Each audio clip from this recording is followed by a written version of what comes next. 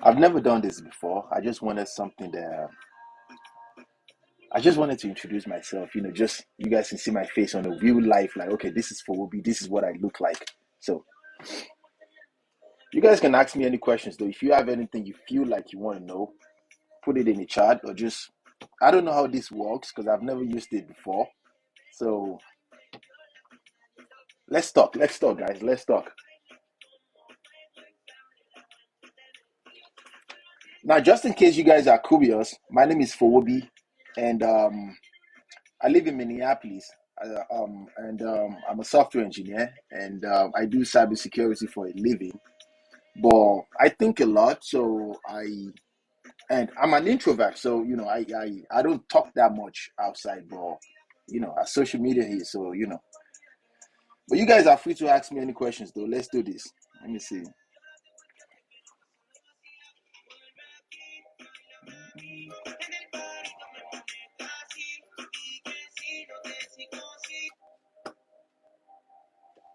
Um,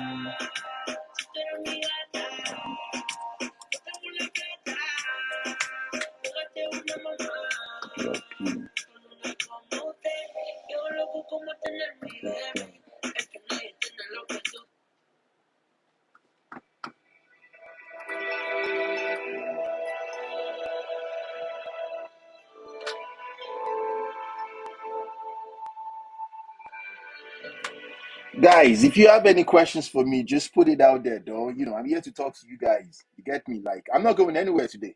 I'm not going anywhere. So, if you guys have anything you want to talk to me about, put it out there. Let's talk. Let's have a conversation. This is the first time. If this is good, I'll do this every day. If this is good, I'll do this every day. Let's talk to you guys. Like I said, I've never done this before. I've never done life before, and I'm an introvert. You get me? Like I'm an introvert, but I just want to talk to you guys. You get me? Like.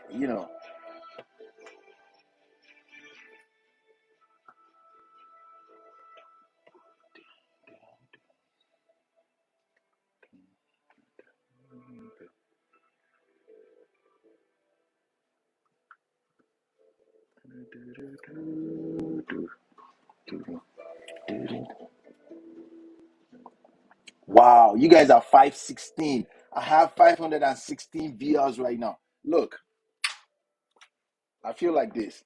Thank you guys. I appreciate you. I'm telling you, I appreciate you guys. But but let me know though. Let me know. If you guys have any questions for me, just put it out there.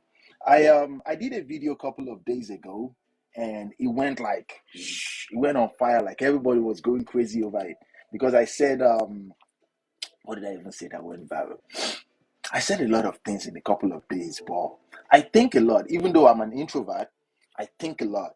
You get my point? But TikTok actually gave me a means to express my feelings and put it out there for you guys so you guys can actually see, okay, how this guy actually thinks. I have a foreign accent, and my accent is, I'm from Lagos, Nigeria, but I live here in the United States, and I've been here for a while. So, but you guys should talk to me. Talk to me, guys. Let me see. I appreciate the like, guys. Thank you so much for this. Let me see. Okay.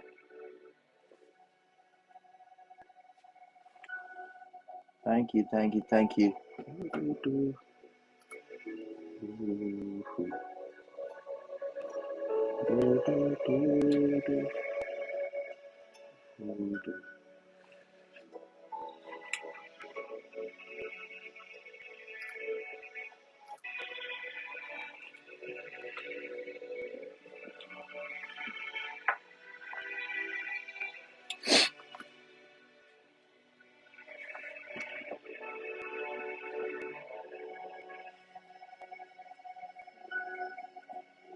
I appreciate you guys for coming live with me. Even though I've never done this before, like I said, I just wanted to talk to you guys, to answer your questions. If you have anything for me, like you have anything you feel like you want to say to me on a one-on-one level, you know, talk to me though. I I I have a very, very strong and big sense of humor. So if you guys feel like there's anything you want to say, I won't feel offended or anything. So let's just talk like friends. You get me? This is 5:52 though. Like, wow. I feel wow, this thing is really good though. I'm telling you.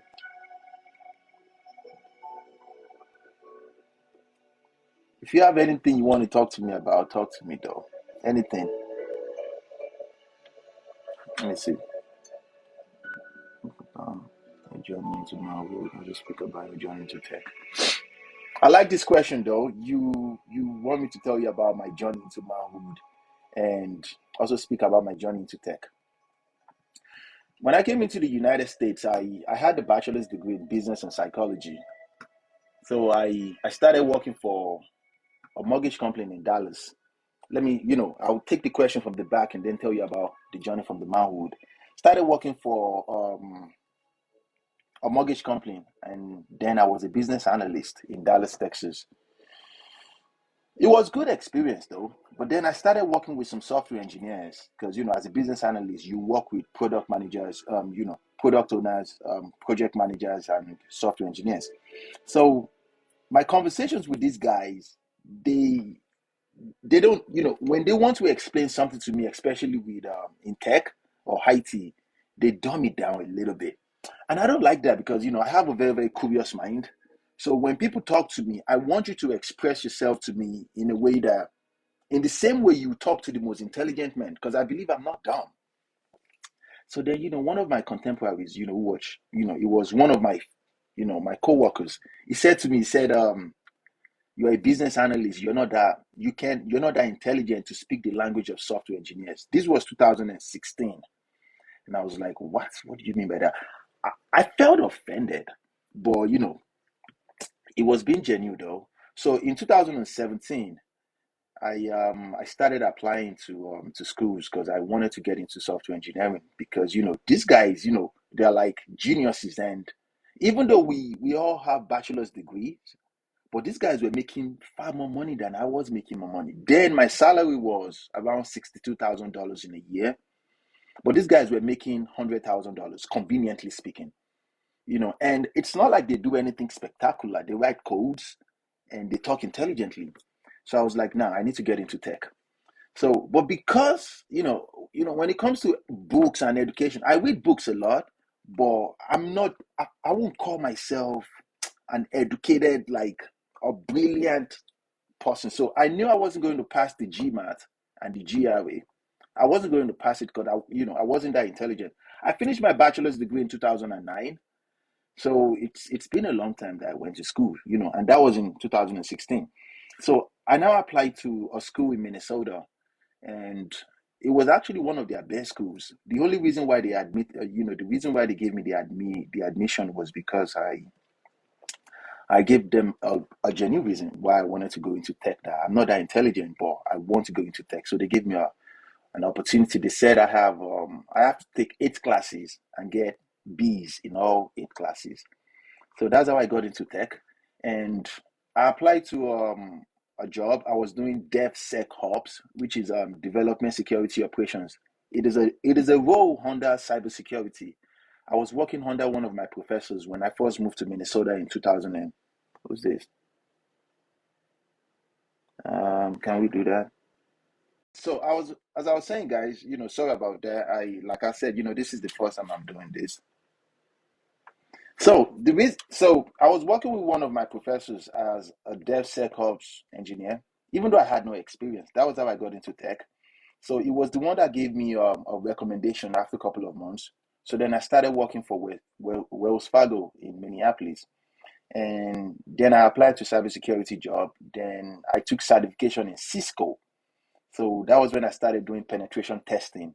And from there, I started working for 3M. And the rest is history, though. I just finished my master's degree in computer science in December of 2021. So, everything is going great, guys. Everything is going great. So to answer your question, my man, TJ dot Junior, about my journey into manhood. Oh, that's a big one though. I grew up in Lagos, Nigeria. And in Lagos, if you've heard anything about Lagos, you understand that you can be soft. You get my point. Like you have to be fierce. You have to be very, very fierce, and you have to be, at least you have to be street smart.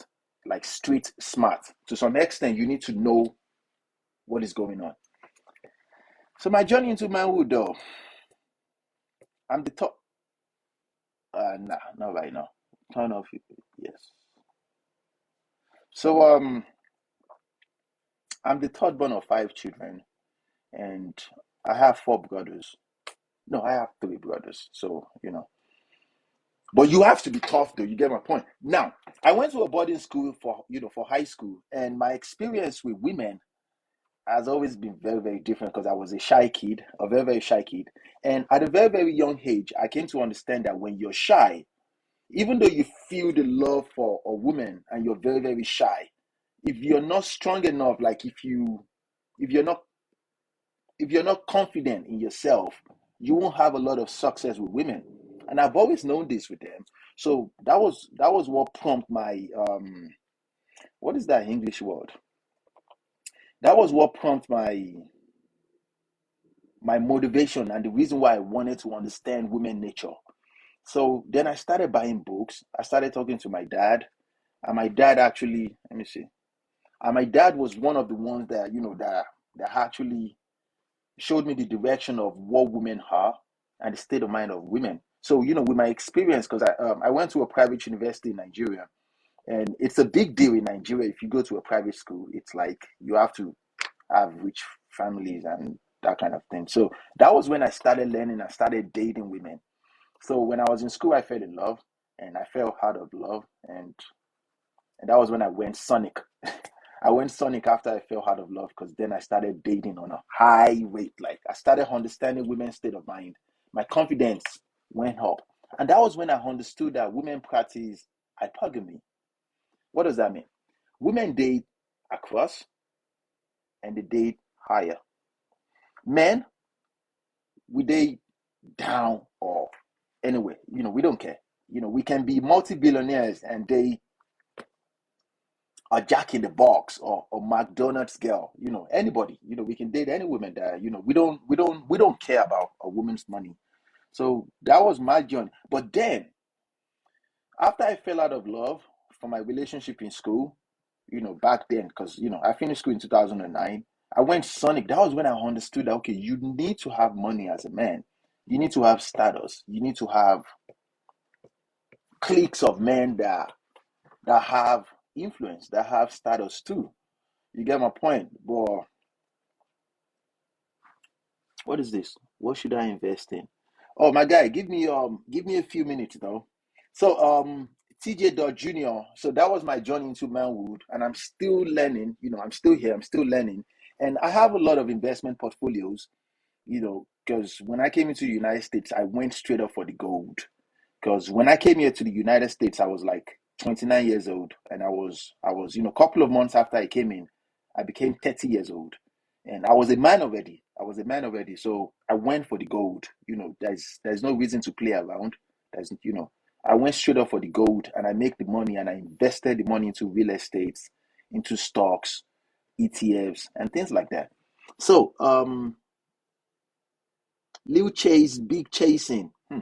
You say, what should I invest in? Right now, my advice to anybody is to invest in anything Web3. Web3. Invest in the future, guys. It is here already. Because there's this transformation that is going on right now from Web2 into Web3. That transformation is mind blowing. If you are not investing in anything Web3 right now, you're missing out. Because right now, it's almost like the inception of the internet back in 1994. Even though the internet started in 1983, 1994 was when most companies were migrating. And then it was Web 1. You guys should look into Web 3 though. Okay? I hope I answered your question. Lil Chase, big chasing. So, but you guys should invest though. Invest in your future, guys. All that flashy dressing up, doing all that stuff. When you make money from your investment, then you buy flashy things for yourself. You get my point? Like, take for example, I've always loved fancy things. I love bangles, I love expensive bags. But because I came here when I was older already. So I understand that I need to make money. I need to make money. Women are not my priority though. Nah, in any way. Women are not my priority. As a matter of fact though, I've noticed that when I care too much about women, oh babe, I love you so much. When I do that thing, you know when you wake up in the morning, you know the same way the movie say when you wake up in the morning and you say, "Oh my princess, I love you so much." All that nonsense will make a woman leave you. She will leave you. I'm telling you, she will. But then I noticed that when I cared less, like smash and just I treat them nice though. I take them to nice dates. I do all that stuff. But I never tell a woman that, oh babe, you look beautiful today. No, don't do that nonsense. Don't do that nonsense. Oh, they won't appreciate you. Women they like a man they can chase. Very crazy, right? Women like men they can chase. If you can give a woman a hard chase, you get her like this. I'm telling you. I'm telling you. You must act broke to test them. Nah, my man. Women practice hypergamy, man. Once she start telling you that, oh yeah, why you not picking up the phone call? Once she start investing in you emotionally, and she starts saying things like, where is this relationship going? Once she start asking you questions like, what are you doing on Friday? I want to see you on when I've missed you. Once she start using words like that, she sees something in you that she wants to benefit. Women are savages, though. Women are savages, which is not a bad thing. It is not a bad thing, guys. And my advice to any man is this: when you're dating women, you need to open your eyes like this. You don't want to get carried away with love and all that nonsense. I promise you, though, you don't want to get carried away with all that love nonsense. Because take it from me though, I believe in love. All that flowers, all that, oh babe, I love you so much. You kneel down and you say, my love, you know that nonsense. It is nonsense though. Because then when you start understanding women nature, all those things are not necessary. There's a reason why the bad boys always get the most beautiful girls. There's a reason for it.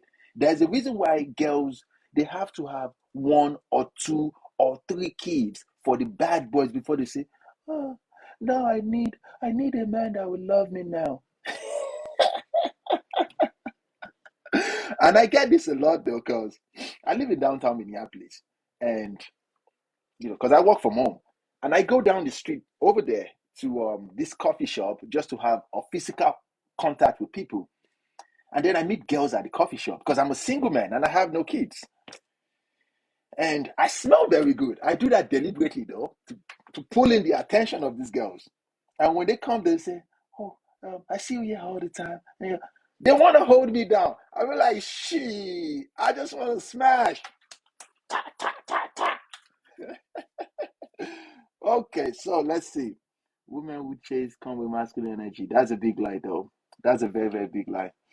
Women will chase you regardless of their archetypes, feminine archetype, because a woman is a human. She is human. You need to understand something. Just the same way a man will chase a woman that wants you, she will make it obvious. And women do these things, though. When they come in through a new place, like, take for example, as a man, if I see a woman for the first time, let's say I look at her face, I don't know the color of clothes she's wearing or her boobs or anything. I'm not looking at everything at the same time. If I see her face is what I focus on because we are logic thinkers. But a woman, when she look at you like this, with a glance, just a glance like this, she knows the color of your shoe. Can you imagine that? She knows the color of your shoes just looking at you like this because she sees things like this. You get my point? So then when I started understanding women, it made it more easy for me. I don't even talk much around them. Like back in the days, I wanted to prove to women, I want to prove to women that, oh, babe, I'm good for you. But then you start understanding this. You don't need to prove anything to a woman. As a matter of fact, she needs to prove to you that she's a good candidate for you as a man. And that is the reason why I advise men all the time. Continue to work on yourself. Invest in yourself. Don't chase any woman. Don't chase any woman. Continue to work on yourself. Make money. Money is good though. For a man, when you have money, it fuels your ego. And let me say something about ego. Most women will come out and say that, let me see, oh my God, we have 618 views right now. Like you guys are on fire. I appreciate you guys though. I appreciate you guys for this. And for now we have 700, wow, 800 likes. Oh my God. Thank you. Let me say this. All women are looking for exactly my point. Bad guy, chop, claim out, sharp, sharp. Ta, ta, ta. That's what they want. That is what they want. Women want something to complain about. As a man, you need to understand this. When you're perfect, she will leave you. When you're the type that wakes up in the morning and you make coffee for her, you say, oh, good morning, my angel. She doesn't have anything to complain. You are boring. You are.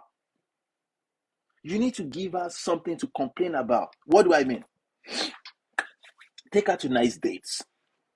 Do all that stuff. The first date, let me tell you guys my strategy. I take them to coffee shops for my first date. We take coffee, we talk. Because I'm assessing them. I'm letting them know that it's a privilege that you're talking to me in a sarcasm way. The second date, I take them to eat something very light, like tacos. Because I live in downtown. And most of my girls that I meet here, they live in the downtown too. The second date, because I like to take it slow. The second date, I go for the kiss. We kiss each other and all that stuff because I don't want to take them home. Because remember, I don't want a one night stand. I want something. I want a woman I can smash for the long run. You get my point? Because what she expects is that I will take her home. Mm-mm. On that second date, I won't take her home. The third date, if she passes all these things, then I'll take her to expensive dates. I won't reach out to her. I won't chase her. She's the one that will come because she enjoys everything and being gentle or true. I am gentle. So the third date, that's when I'll take her. I'll dress up in my blazer, maybe suit everything, my best cologne, like ta ta ta, my best watch. Hi. Come out like you get me. And then you open the door, you do all that gentleman things. And when you guys are done hitting, baby, let me show you what the downtown looks like. You take her to the penthouse, she sees everything. Then from there, you take her back downstairs. Are you guys stepping like this? Ta, ta, ta, ta. You do a good job. You do a good job. You do a very, very good job. And what I do is this. What I normally do is this. I do everything nice. I treat them very, very nice. And when they leave the next morning, I don't call one bit. One. The mistake most men make is this. Because every human being is emotional. But a man, when we fall in love, a small kindness from women, we fall in love with them. You get my point? And we just say, I think I love this girl. No, you don't fucking love that chick, though. As a matter of fact, you need to act like you don't even care about her. You don't. You sincerely don't give a damn about her. Now, you know where it gets funny? Let me say this. What time, man? Exactly. They need drama to stay interested. Exactly. I was Mr. Perfect for a Kenya babe here in the here in the what? You from the Netherlands? Oh my God! I am so famous. Woo! What? You in the Netherlands? These babes no get joy. Baba they no get joy you. So why I go they stress myself for their matter? Carry matter for head. Until which level? I entry and exit until I'm in the mid-30s. Exactly. So what I normally do with these girls is this. After the first smash, I don't even chase them for nothing. You know when you send text and say, "Are you home now?" Don't do all that nonsense. You need to understand something about women. You need to make them think, what is he doing now? Is he thinking about me? And the next day she will send a message. And some days, most of them would think that I think he forgot me. And this is how you know the masculine and the feminine, the queen archetypes, and those kind of things. Myself and I have a huge ego. I prefer to focus on my own. What? Oh my God. Oh my God. I have Canada. I have Netherlands. Oh, I have Ghana. Hey, voila day. What? I appreciate you guys though. Thank you guys. I appreciate you guys. Thank you. So, and there are two things that I like to talk about in my contents. I encourage men to focus on themselves, make money, invest in themselves. I'm a very, very big fan of these two things. One, you focus on yourself. In between the lines, you will see women to sleep with. You will. But you need to focus more on yourself. When you do this, though, I promise you, women are natural extractors of men's resources. They will sniff you out. I'm telling you, though, they will sniff you out. And this is not something you can fake. Like back in the day when I was around 29, a long time ago, or 28, a long time ago, when you want to walk like you have it, I was broke. But women know.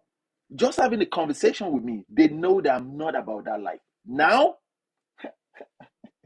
man, I don't even say nothing. I don't. My ego is like, but. I display my ego in a very humble way. You get my point? And this is, you are a good role model. Thank you for the advice. Oh, 96 Bulls, my man. You get me? We here for each other, man. You know something, guys.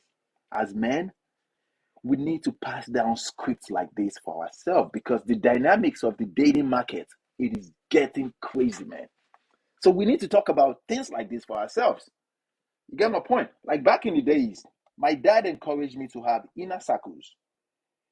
But now I believe that we need more. We need more inner circles.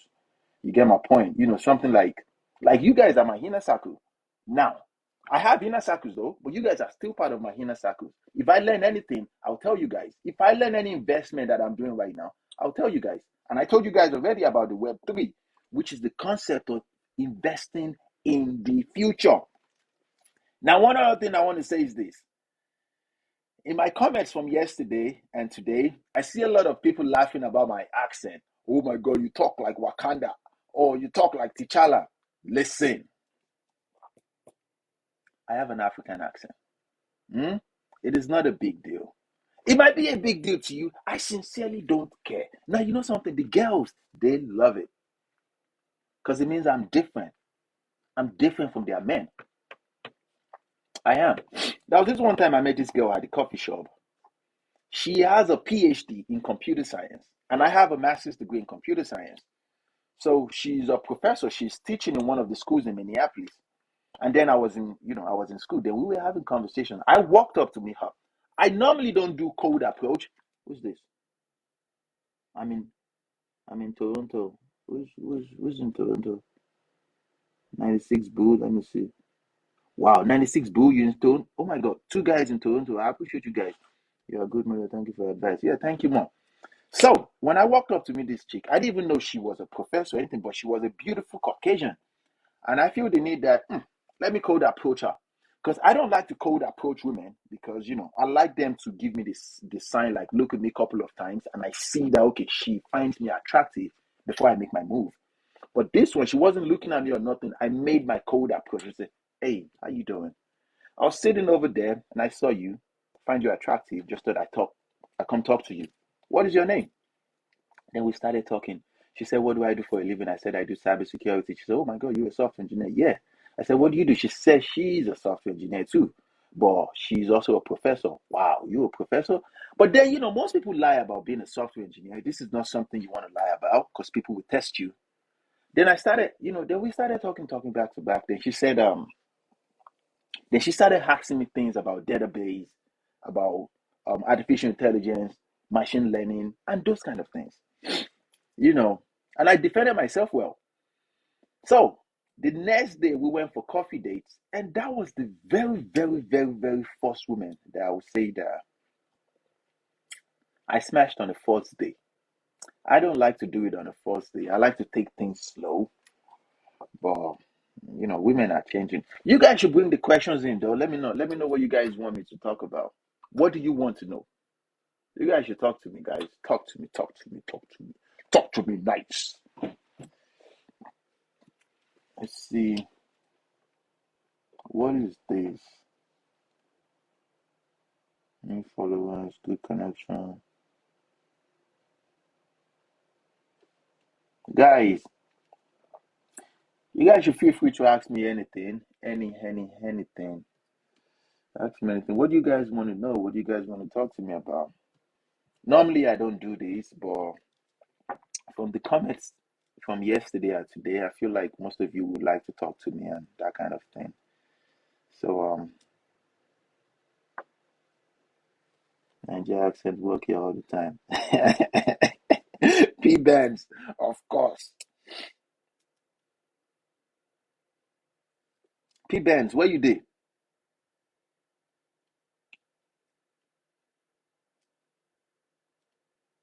Super freshy.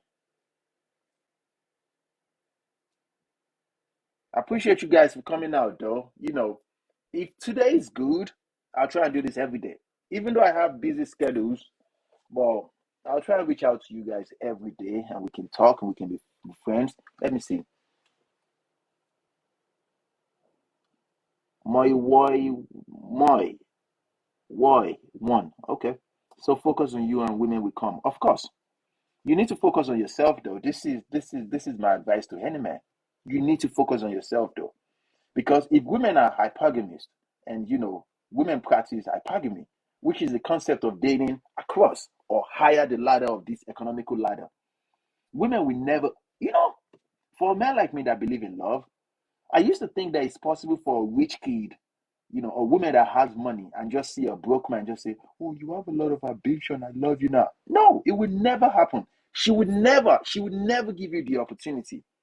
So you need to work on yourself continuously. There are two industries you can go into to achieve these things: real estate or tech.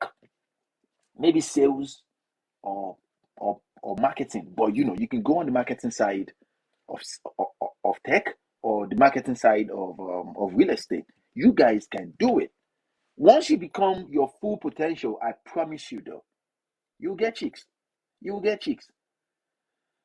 I get a lot of chicks. But the problem with me is this, because once you embark on a journey to better yourself, once you still going higher to become your full potential, you won't really care about women like that.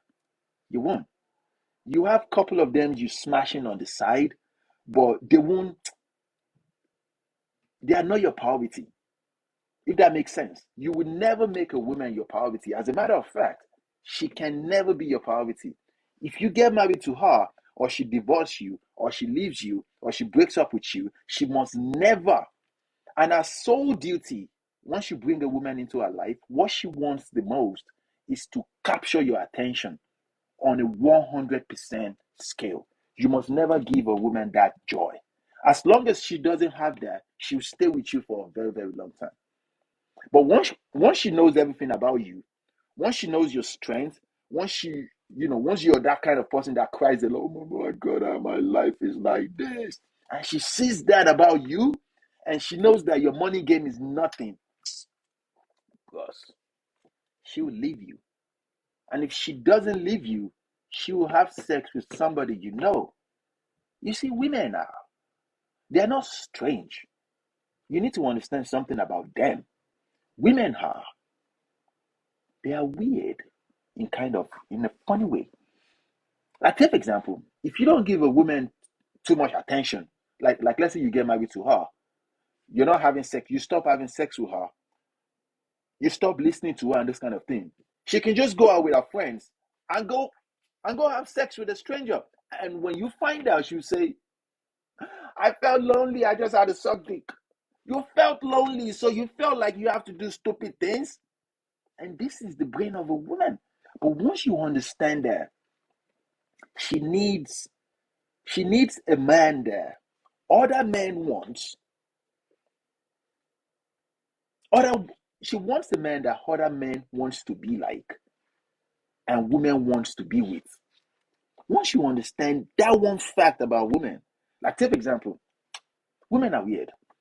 They want to go on dates with a woman, with a man there. When they go in, when they walk into a club, a bar, a restaurant, or anywhere, because they are looking around. They want other women to look at you and feel like, yeah, I'm the one that will have sex with him tonight. That's the reason why you have to work out continuously. You do 50 jumping jacks every morning. Huh? At least 20 push-ups every day. It's not just about getting your money game right. It's also about physique. Hmm? You work on yourself. Okay. So what do you think about dating a girl older than you? Hell no. Don't do that nonsense. Why would you want to do that? Let me see. Who is this? Uncaged? Why would you want to do that? Listen. Why would you want to do that? Look, don't you ever do that nonsense. Ever. Why would you want to do that? You want to date a woman that is older than you? Why? Let me explain something to you about women so you understand. When they are in their peak of sexual selection stage, which is 23 years old to 27, she won't date you. I'm telling you, because you're nothing to her. As a matter of fact, she won't even see you. She won't. So, when you are like, how old are you? I want to know, uncaged. I wish I can see your face though. But I don't want to put you on blast. I apologize, man. But then I look, don't do that. Just to answer your questions because we're friends. Don't do that. Don't do that. Don't date a woman that is older than you. You can smash her. I have though. I've had sex with a 42-year-old woman before, twice, and I did. So it's just you can take one for the team, sharp, sharp. Take one for the team, real quick, and be gone, be gone, be gone though. So another one. It says, do you have a roadmap for getting into IT? Look, when people ask me these questions about roadmap into IT, there are many sections of IT. There's the customer service. Most people go into the customer service. Hello, this is customer service of IT. There's no money there. But most people become software engineers. And when I say software engineers, it's not necessarily about writing binary codes. Mm-mm. Some people are strategists. Some people are on the section of the business analyst or maybe data analyst, and they work with data. P bands. I see say you did Netherlands. Nice one, bro. Nice one, bro.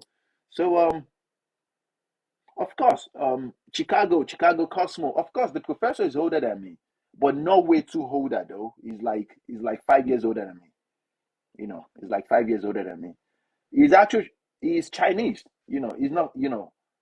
He wasn't born in the United States, so that was the reason why he gave me the opportunity because I wanted to learn. So no, if he was a typical Caucasian or Black American, nah, I don't think they would ever work with me. So as I was saying, you must never date a woman older than you. Why would you want to date? You can have sex with her. You can sleep with her. Of course. Of course. Smash away. You can smash any women as long as they are old enough, but never date them, never take them seriously. Like, why would you want to do that? Because she's outside of her peak of sexual selection stage. When she's outside of that peak, they know this thing. They know. Of course, women know these things. Remember, women are very, very intelligent. And as a man, you must never underestimate the brain of a woman because she sees everything. Remember, she sees things like this. She sees everything. She sees even things you don't believe she's seeing. She's seeing all those things. So you use the same metrics to judge her. She won't date you, man. Like, why would she do that?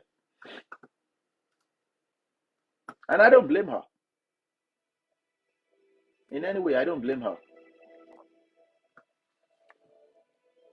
Facts. Okay. Okay. 24. My man, look. Go. My man, you know yourself. I don't want to call your name. Go work on yourself, man. Don't date a woman that is older than you. You can sleep with them though, of course. Take one for the team. You get me? Take one for the team, man. Have conversations with your friends about it. Yeah, it will boost your ego, man. Because ego is actually very good for men. Men needs ego. We are fueled by it. So, but don't date them. Oh no. Why would you want to do that nonsense?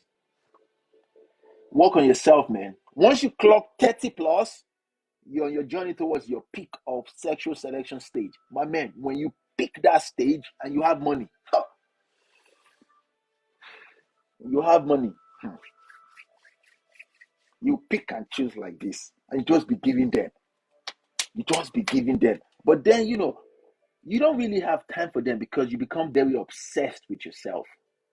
You get my point? You become very, very, very obsessed with yourself, especially when you get to that stage. Because women have this mind. You see, men are very, very disposable to women. And they have that mindset that I can toss you away and go get another man.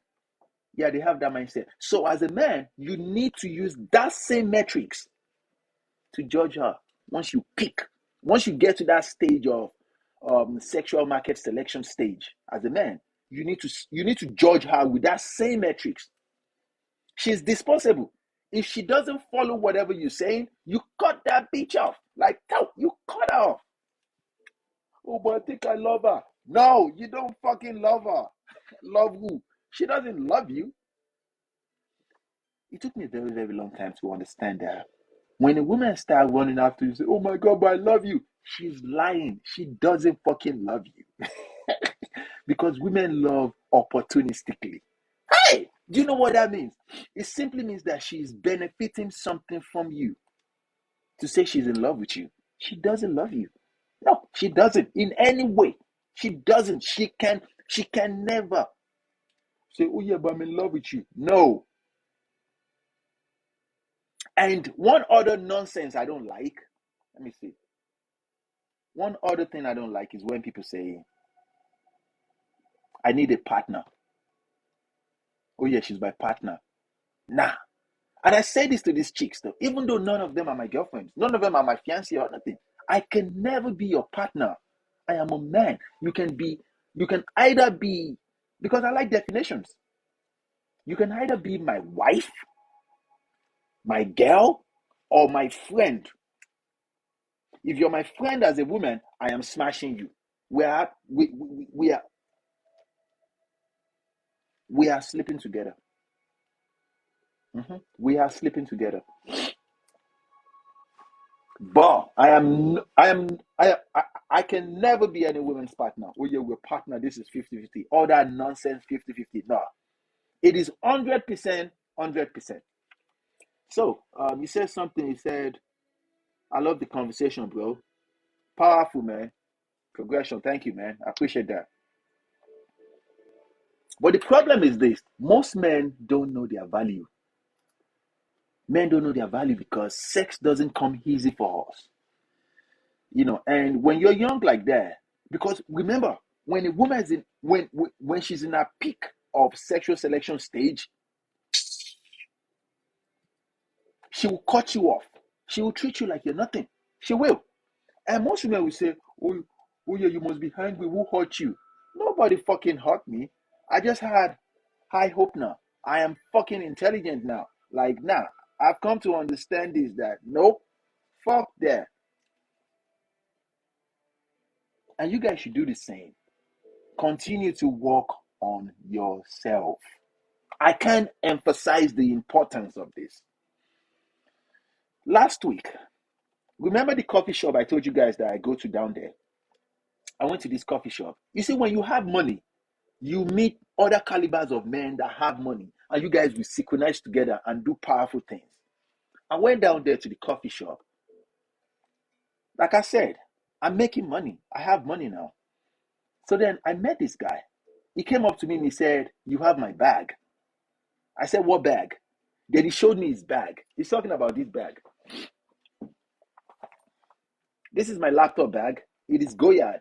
And then he said he has something. Then he showed me, but his bag was the medium. This is the large version. This is Goyard. This is a very, very expensive bag. So it is wealth signature bag. When people see it on you, they know you have money. So then I look his wow, we became friends instantly because he said something he said in Minneapolis. Nobody has things like this. And we became friends. Now, this is my advice to you guys. You can't just make money all of a sudden and go buy things like this. That is waste of money. You need to invest in yourself, make money, invest that money into something. Real estate, IT, stocks, Roth IRA, or just something. Don't you ever save your money in a bank. You don't want to be unfortunate. Why would you put your money in a bank? Now, when you see a return on investment, you take that profit, then you go buy things like this. You go buy things like this. You buy a condo like this. You get my point? That's how you live life. And then you can come out and start a channel like this and say anything that comes to your mind, and nobody can fucking touch you. Exactly my point. So, you guys should keep the questions coming, guys. I appreciate you guys. I kind of like this though. Thank you guys for this. Thank you for the opportunity, guys. I think I'll do this every day. Let's see how the rest of the night goes. Let's see.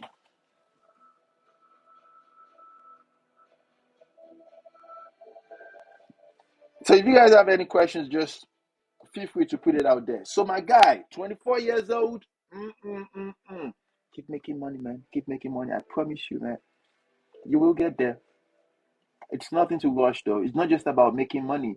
It's about becoming a master of your emotions too. You have to master your emotions, man. Because if you're not careful, if you just have money, because women will do stupid things, and if you're not careful, you become abusive. You start beating them, you start slapping them if you're not careful. But you need to master your emotions because everything a woman does is mostly about testing you. But when you don't know, you say, "Oh my God, you disrespect me." No, it's not necessarily disrespect. You get my point? Like, take for example, when she's nasty, nasty, saying all that, you need to have sense of humor, especially with women. I need to have sense of humor. Now, I don't even get hungry. Oh, I don't get hungry with women. Now, when she disrespect me, I just keep quiet though. And some days you check them real good. You check her real good, and you keep the sentence very, very short. Don't you ever talk to me like that again, okay? They like that. They like when you give it to them that night. Bend down there. Okay, let's see. How do you pick the right woman? The second one, still on the women who chase. Okay. I'll be back to you, Chicago Cosmo. The third one, this is good for me all the way from South Africa. South Africa is in the house. Oh my God. I am famous. Oh, hey, voila day. Voila. South Africa. Let me focus on my chemical engineering, my man. You'll be making money. Focus on yourself, man. Oh my, any advice for a 22-year-old? I'm coming back. Let me start from here. How do you pick the right woman? Let me tell you guys a story. The question is, how do you pick the right woman? Let's go. I went on a date with this woman. Most of the girls I date down here in Minneapolis, they are Caucasians. And most I date Chinese too, Indians. I did all ethnic groups. But this one was a Caucasian. She's making a lot of money. As a matter of fact, she has all these e-commerce stores, and she makes thousands of dollars in a month. So I went out a day with her. She's a very, very beautiful young woman. So then we started talking. She was leading with her money. You know what that means? Because normally when I see a woman that I think there might be a wifey potential based on the physique, because I don't need a lot of requirements for women first. It's the physique for me at first. But she was leading with her money. She used words like, I don't need a man to do me anything. I don't need a man, but I want a man in my life. And then she said something though. She said, men are dogs. Now, what I did was this. Rather than argue with her, because that was the first day I met her, and it was a coffee shop thing. So I called for the check. I paid, I gave them my card. Then I said to her, I said, nice to meet you. Let me explain something to you guys. I understand it might be very, very hard to get women, and women will treat you like dispensable. Once you check it immediately that she's not the one, you need to cut that bitch off immediately. Especially when she has inflated ego. You don't want a woman that has inflated ego. You don't. You don't need her for nothing because it's obvious she's not intelligent. I say this thing all the time. I was raised by very, very, very powerful women. These are women that control a whole state. I'm from that family. So I have very, very high expectations from women. You can't just come here with a ass and all that and think you got me. No, you don't. You don't even have me. So to answer your question, how do you pick the right woman? It starts with the conversation. Does she respect you? You see, when a woman, you see, the definition of respect for a man, it is very, very different from the definition of respect for a woman. She might think that, a definition of respect is the fact that, oh, at least I'm here. At least I'm here. At least I came out to come and see you. All that nonsense. The way she talks to you matters a lot, though. How does she react when you check her? Like, take for example, when she says something she's not supposed to, like, oh my man, no, you're such a dummy. And you say, nah, don't do that. Don't call me dummy. And she says it again. It's time to go, man. You guys need to have this at the back of your mind. If you can let a woman know that I'll walk away from you anytime, she will respect you. She will. The very, very first thing you need to go for when it comes to women is the respect. Because if she doesn't respect you, she can never love you.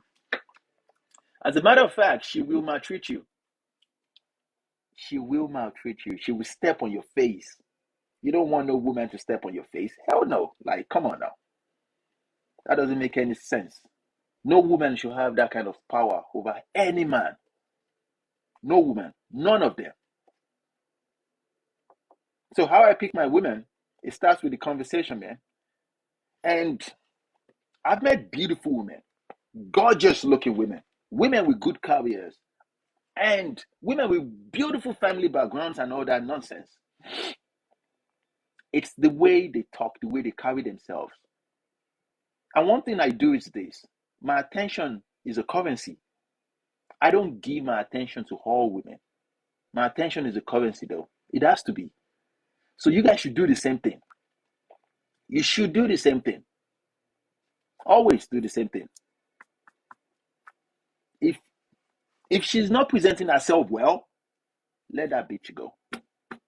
You don't want a woman that has inflated ego. Like, take for example, when I go into the restaurants with a woman, that third date, if I want to take them to a super date before I take them home to smash, I tell them things I like. These are these these are the things I tell them. I like to open up the doors for my women. I want them, and then when it's time to order the food, she doesn't need to say anything to the waitress. She need And I tell them this. You talk to me, you tell me what you want to eat, and I'll order for you. If you have a complaint about the food, you tell me. I will make the complaints.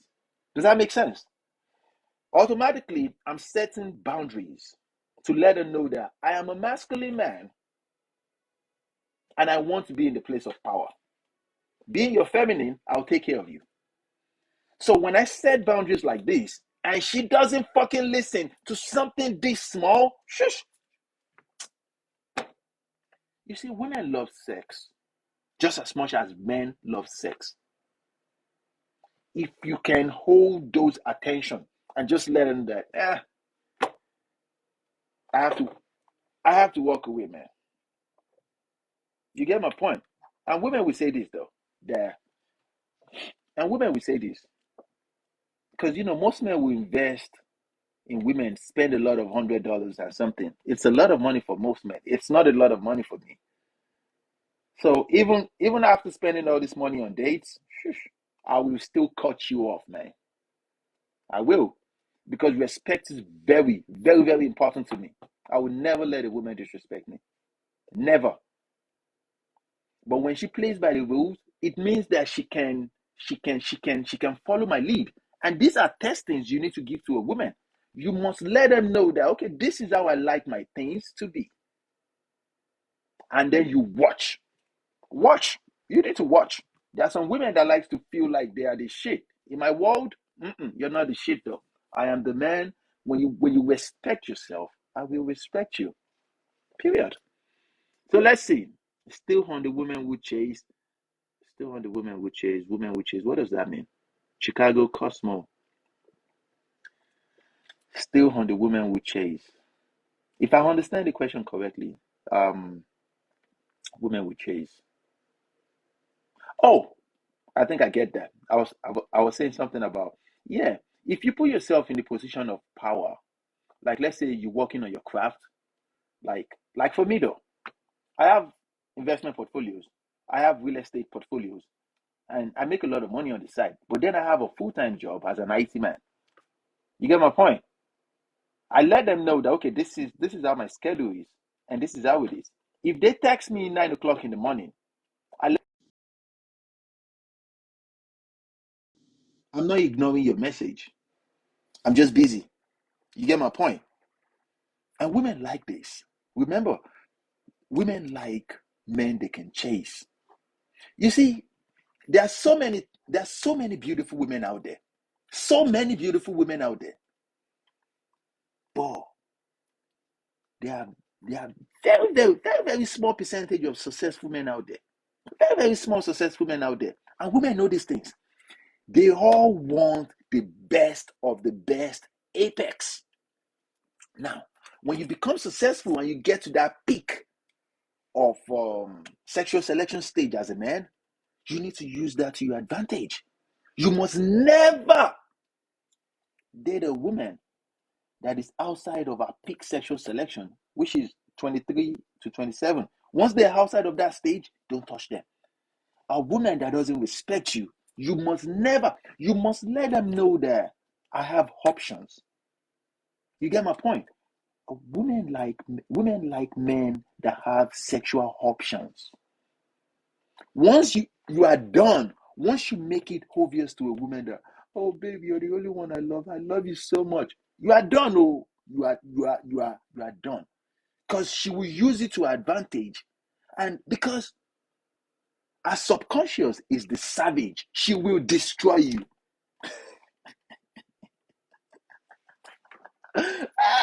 She will fucking destroy you. I'm telling you, man.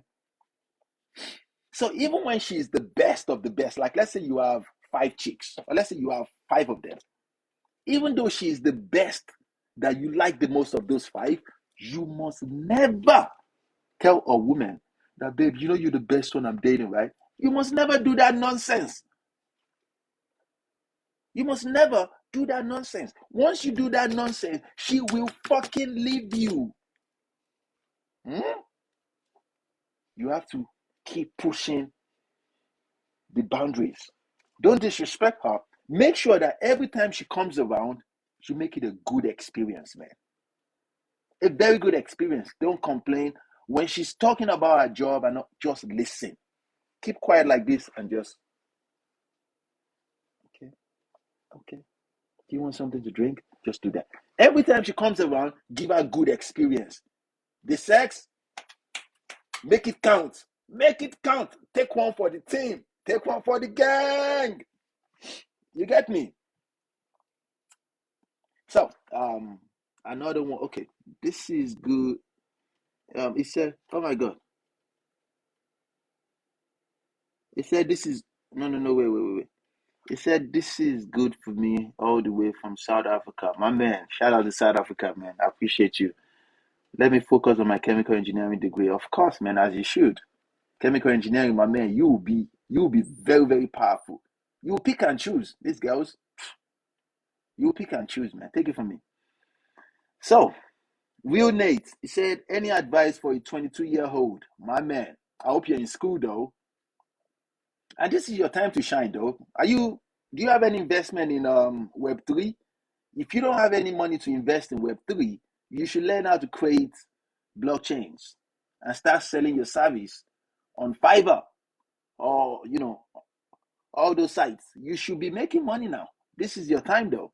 This is your time. Remember, Jeff Bezos was around this age. All these guys was around this age back in 1994. 22 years old, my man. Oh, Will Nate. Okay, Memphis, Tennessee. Yeah, shout out to you, man.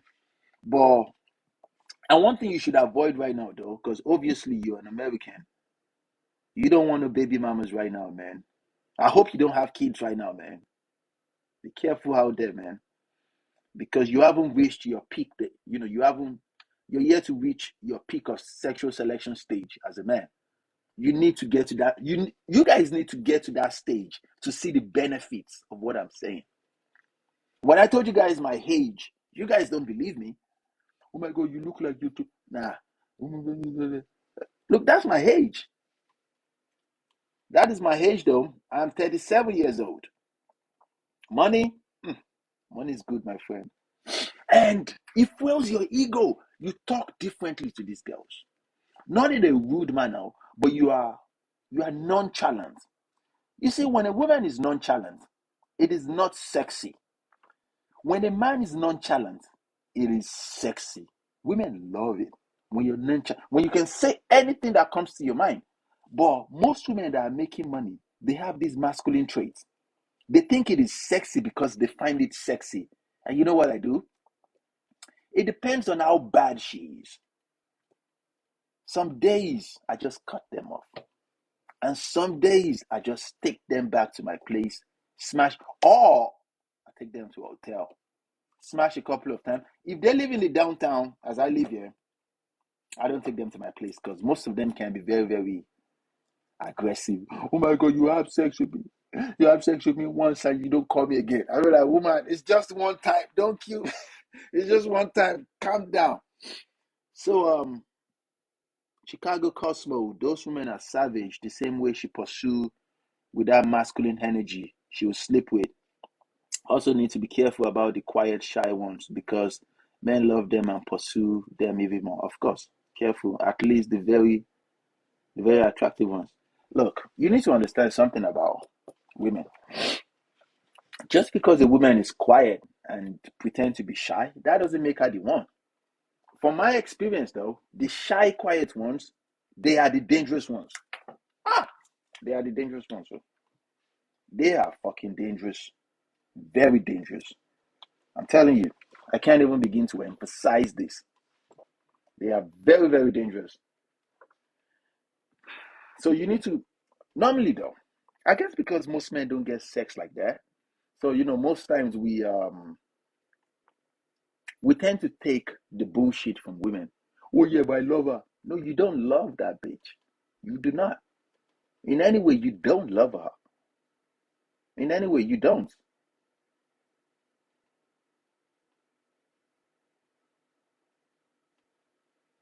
It says, reach eight. How about the religious ones? Look, let me tell you something. Women are very, very good pretenders. The fact that she says, "Oh yeah, I'm religious," Sonny the Ike. Yawa. All that nonsense. Women are the same across the board.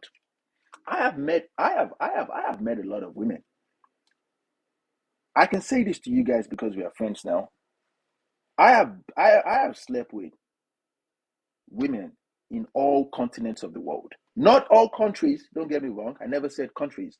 I said women from all continents of the world. All continents. Women are the same across the board. They think the same, even though they will tell, oh yeah, we don't do that. No. You see, the conscious mind of a woman is not what I is not what I'm worried about. The conscious mind. Mm-mm. The subconscious mind, what is imprinted in our DNA, my man, it's a savage. Once she's not benefiting anything from you, she will cut you off without hesitation. Uh, What's this? She will cut you off without hesitation. Yawadeo. Oh my God, you be Niger boy. Wala day. How you day, brother? You guys should keep the questions coming, guys. Let's do this. Talk to me, guys. Talk to me, guys. Wow, we've been talking for 1 hour. I kind of like this though. I think I should do this every day. Yeah, I think I should do this every day. So, my advice to you guys is this: keep working on yourself. Keep working on yourself. A woman will not be afraid to cut you off. I promise you. She won't even hesitate to cut you off. She will cut you off as she should. But then you need to understand something. When you pick that sexual selection stage as a man, you need to give her that same metrics. That same metrics. What is this?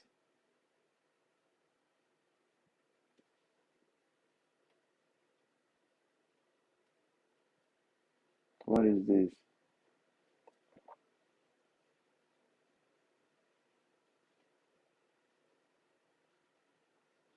Okay, so okay, let me read the messages. Wow. Okay, who's this? I think okay, yes, so thanks for all your videos. I appreciate you, man. Thank you guys more, for the opportunity. Like I said, I feel privileged, guys. I feel privileged. Focus on yourself and develop your craft. Of course, I just joined. Any advice on how to be the best version of yourself? My man, keep working on yourself, man. And easy said and done. I, you see, I understand that when you start making money, you have responsibilities, and if you're not careful, you get carried away. You're paying bills, you're supporting your family, and you're doing all that. But you need to understand something that you have to give before you take. It's more about sacrifice. You need to invest in yourself. How do you invest in yourself? You read business books. The very, very first stepping stone for me, the thing that actually made me money. Let me tell you guys my journey on how I made money. I don't like to talk about my money and how much I make because I don't like to lead with that. I don't want people to think I'm bragging. But just because First Gen Club asked me how to become the best version of yourself, I'll tell you my strategy, what I did. I bought a house in Dallas in 2016. And even though I came in 2014, but before I bought that house, I got there's this whole life insurance. Whole life insurance is the concept that the Rockefellers they used back then, back, way, way, way back. What they do is it is a concept of infinite banking.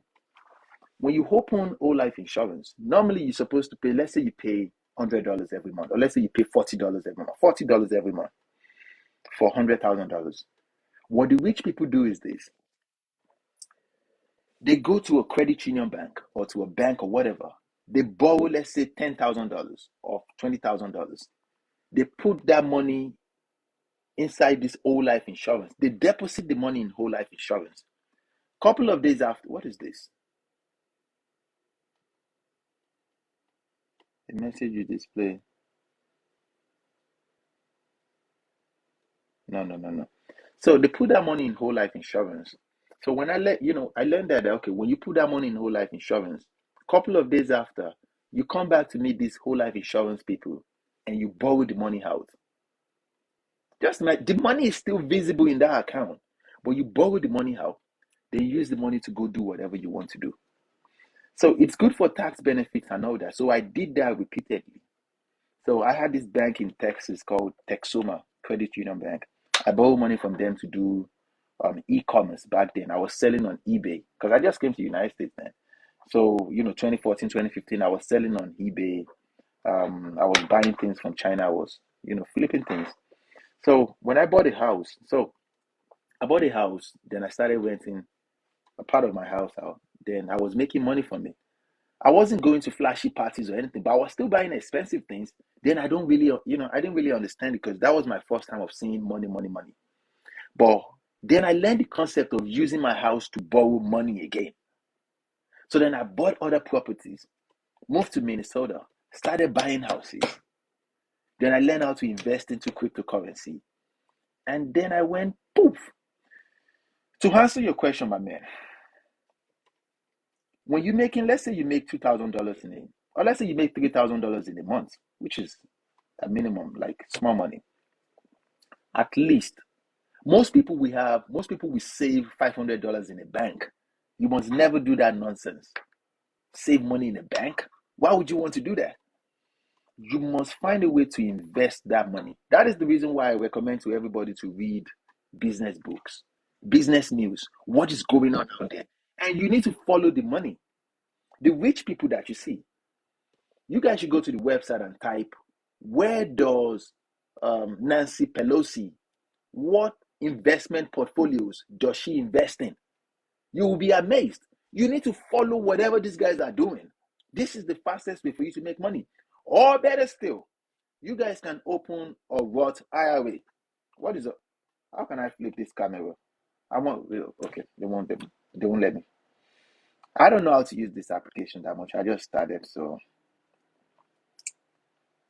you guys should open a Roth IRA. Roth IRA, it is very, very good. When you invest money into it, you guys should figure it out. Go to Google, go to YouTube. I'm not benefiting anything from this. I just want to talk to you guys. That is what I did. I invested in myself. The more money I make, the more investment my portfolio got. I was doing it. So to answer your question, let me go back to you. Where is he? Okay. First Gen Club, how to be the best version of yourself. Focus on you, man. Even if you're not making a lot of money at first, you need to be frugal. Be very, very frugal with yourself. At least you should be saving out of those $3,000 in a month. You should be saving 500. Not necessarily put that money in a bank, but put that money in an investment portfolio. You guys should go have Roth IRA or something. When you have Roth IRA, have a credit union bank, a bank that can borrow you $10,000, and then you can pay them back $500 every month. Use that $10,000 to do something of yourself.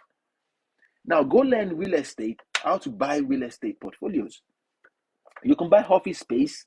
You can even buy a warehouse. Can you imagine that in this country? And you're not using your money. In the United States, you're not using your money. Work on your credits though, your credit score. Your credit score is very, very good though. And I'm sorry, guys, if you live outside of the United States, I apologize, man. But for you guys in developed countries, your credit score is key, man. You need to work on yourself, work on yourself, work on yourself. So I hope I've answered your question, my friend. So which is the best way though? What IRA or stocks or just mutual funds? But those things are good when you make money already. My very, very first advice to you is to go into real estate. Real estate though, buy, keep buying, man. Keep buying. So let's see. Nice. I have IUL. What does that mean? Yes, I read Rich Dad Poor Dad. Of course, everybody has to. Um, um FFGH, GGF, SSS, ASSD. Yeah, I read Rich Dad Poor Dad by Robert Kiyosaki. I read books a lot. I read books a lot. I have to, man. You just don't wake up one morning and become a multimillionaire. You have to work for this. You have to work for this. And there is no miracle attached to it. Anybody can become this. Anybody can become this. So J-Bog 810, he said 1,000 at least. At least, man, you should be frugal with yourself. Maybe for the next 12 months, you should be. Now, when you buy one property, you will finance that property. You should learn these things, man. You should learn these things. And say, bro, how did you get into tech? Okay, I answered that, but I'll say that again. I was a business analyst and I work with software engineers, and they motivated me to go into tech. So I applied for master's degree in computer science in Minnesota. So I moved from Dallas, Texas to Minnesota, and then I started working for one of my professors as a DevSecOps cybersecurity engineer. So from there, I started working with big companies like 3M, Wells Fargo, and partners in health, and then this the stars is the limit. That's how I got into tech. So aside from my master's degree in computer science, I have 46 certifications, and I have all six go. I have all six go certifications, and the new ones though. And I took all certifications in project management. The PMP, Scrum Masters. I did all that not because I want to use it for a job, but because it's good on my resume, man. And they pay you money for these things. So JBox 810, he said, break down how to build credit score. I take example. Okay, okay, let me see. So, like take example, I came to the United States in 2014. And like I said, I was around 30 years old. So even though I was 29, couple of months after I came in, I clocked 30. How I built my credit score was I applied for Discover card. Discover is a credit. So normal when you get there, your credit score is zero. It's like zero. So you need to build a rapport with them. Like, take for example, they give you $500 credit limit. So that means you can spend $500, excuse me, and pay the money back. So what I did was, remember I told you guys I was doing e-commerce. I was buying things from Alibaba. Alibaba is a site, in China. I was buying earphones, iPhone case, and those things. But then I was selling them on eBay, and I was selling them on I wasn't using Amazon. I've never used Amazon before. Then I was selling on eBay. I was making a lot of money. But what I did was, because I went for the gold, I have to because I was older and I want to make money. I don't want to have to be, old or 35 years old before I make this money. So I started reading about how to make money with e-commerce. So what remember I have the Discover card. The Discover card I gave me $500 credit limit. So what I did was I go to the credit union bank to borrow $1,000 from them. I was using that $1,000 to do my business, my business trade. The $1,000 plus that $500 from credit union. This is a gamble, man. So when I use those three, so that's 1,500. So I was using that to buy things from Alibaba in China. With you know, I was positive that okay, it might work out, it might not work out. I failed a couple of times and I lost money, but then you just have to gamble on yourself. So every month, Texoma, out of that $1,000, I was paying them back $200. So at the end of the month, I was paying back Discover the 500. So after a couple of months, my credit shoot up to 720 something, from nothing to 720 something. And then before you know what, it became 750, 760. Because the more you exhaust your credit limit and you pay it back, or the more you spend your credits and you pay it back, this is how you build your credit. You get my point. This is how you build, and I've done this over the years though. I have. And this and that's the reason why I tell people though. I find it so hard to put my head around the reason why anybody would be broke living in the United States. It doesn't make any sense because you're not even spending your money. Like take for example in Nigeria, the government won't borrow you no money because then there's no social security to track you down. But in the United States, they will borrow you money to do something with your life. Oh, my man, I dived into this money. I did. I dived into this money. First I started borrowing $1,000 from credit union. Then I upgraded to borrowing $5,000. I was paying them back. Remember, when I borrowed $1,000, I was paying back $200 every month. When I borrowed $5,000, I was paying back $1,000 every month. Then I upgraded to $10,000, still paying $1,000 every month. Then I upgraded to $20,000. Now I have a good rapport with those credit union banks. They know I'm not going to run away because they know that, okay, this guy is going for the top. Then I started borrowing out $50,000. Then I started borrowing $100,000. This is how I started flipping houses. Because when you have a bank that trusts you, you need to build a rapport with these guys. You need to build a rapport. But the problem with people is this: people are selfish. People just want to take that money and run away. I have friends that, we all discovered this idea of borrowing money from banks, using it to build our. These guys borrowed $10,000 and they ran to Africa with $10,000. You need to understand something. The money doesn't belong to the bank. It belongs to the United States government. So when you run away with $10,000, you are a fool because that is a small money. Do you know how much the United States government has? So when I started borrowing 10,000, then I got to the level where I could borrow 50,000. Got to the level where I could borrow 100,000. Now I have the American Express, the Platinum. My credit limit is $500,000 on that Platinum card.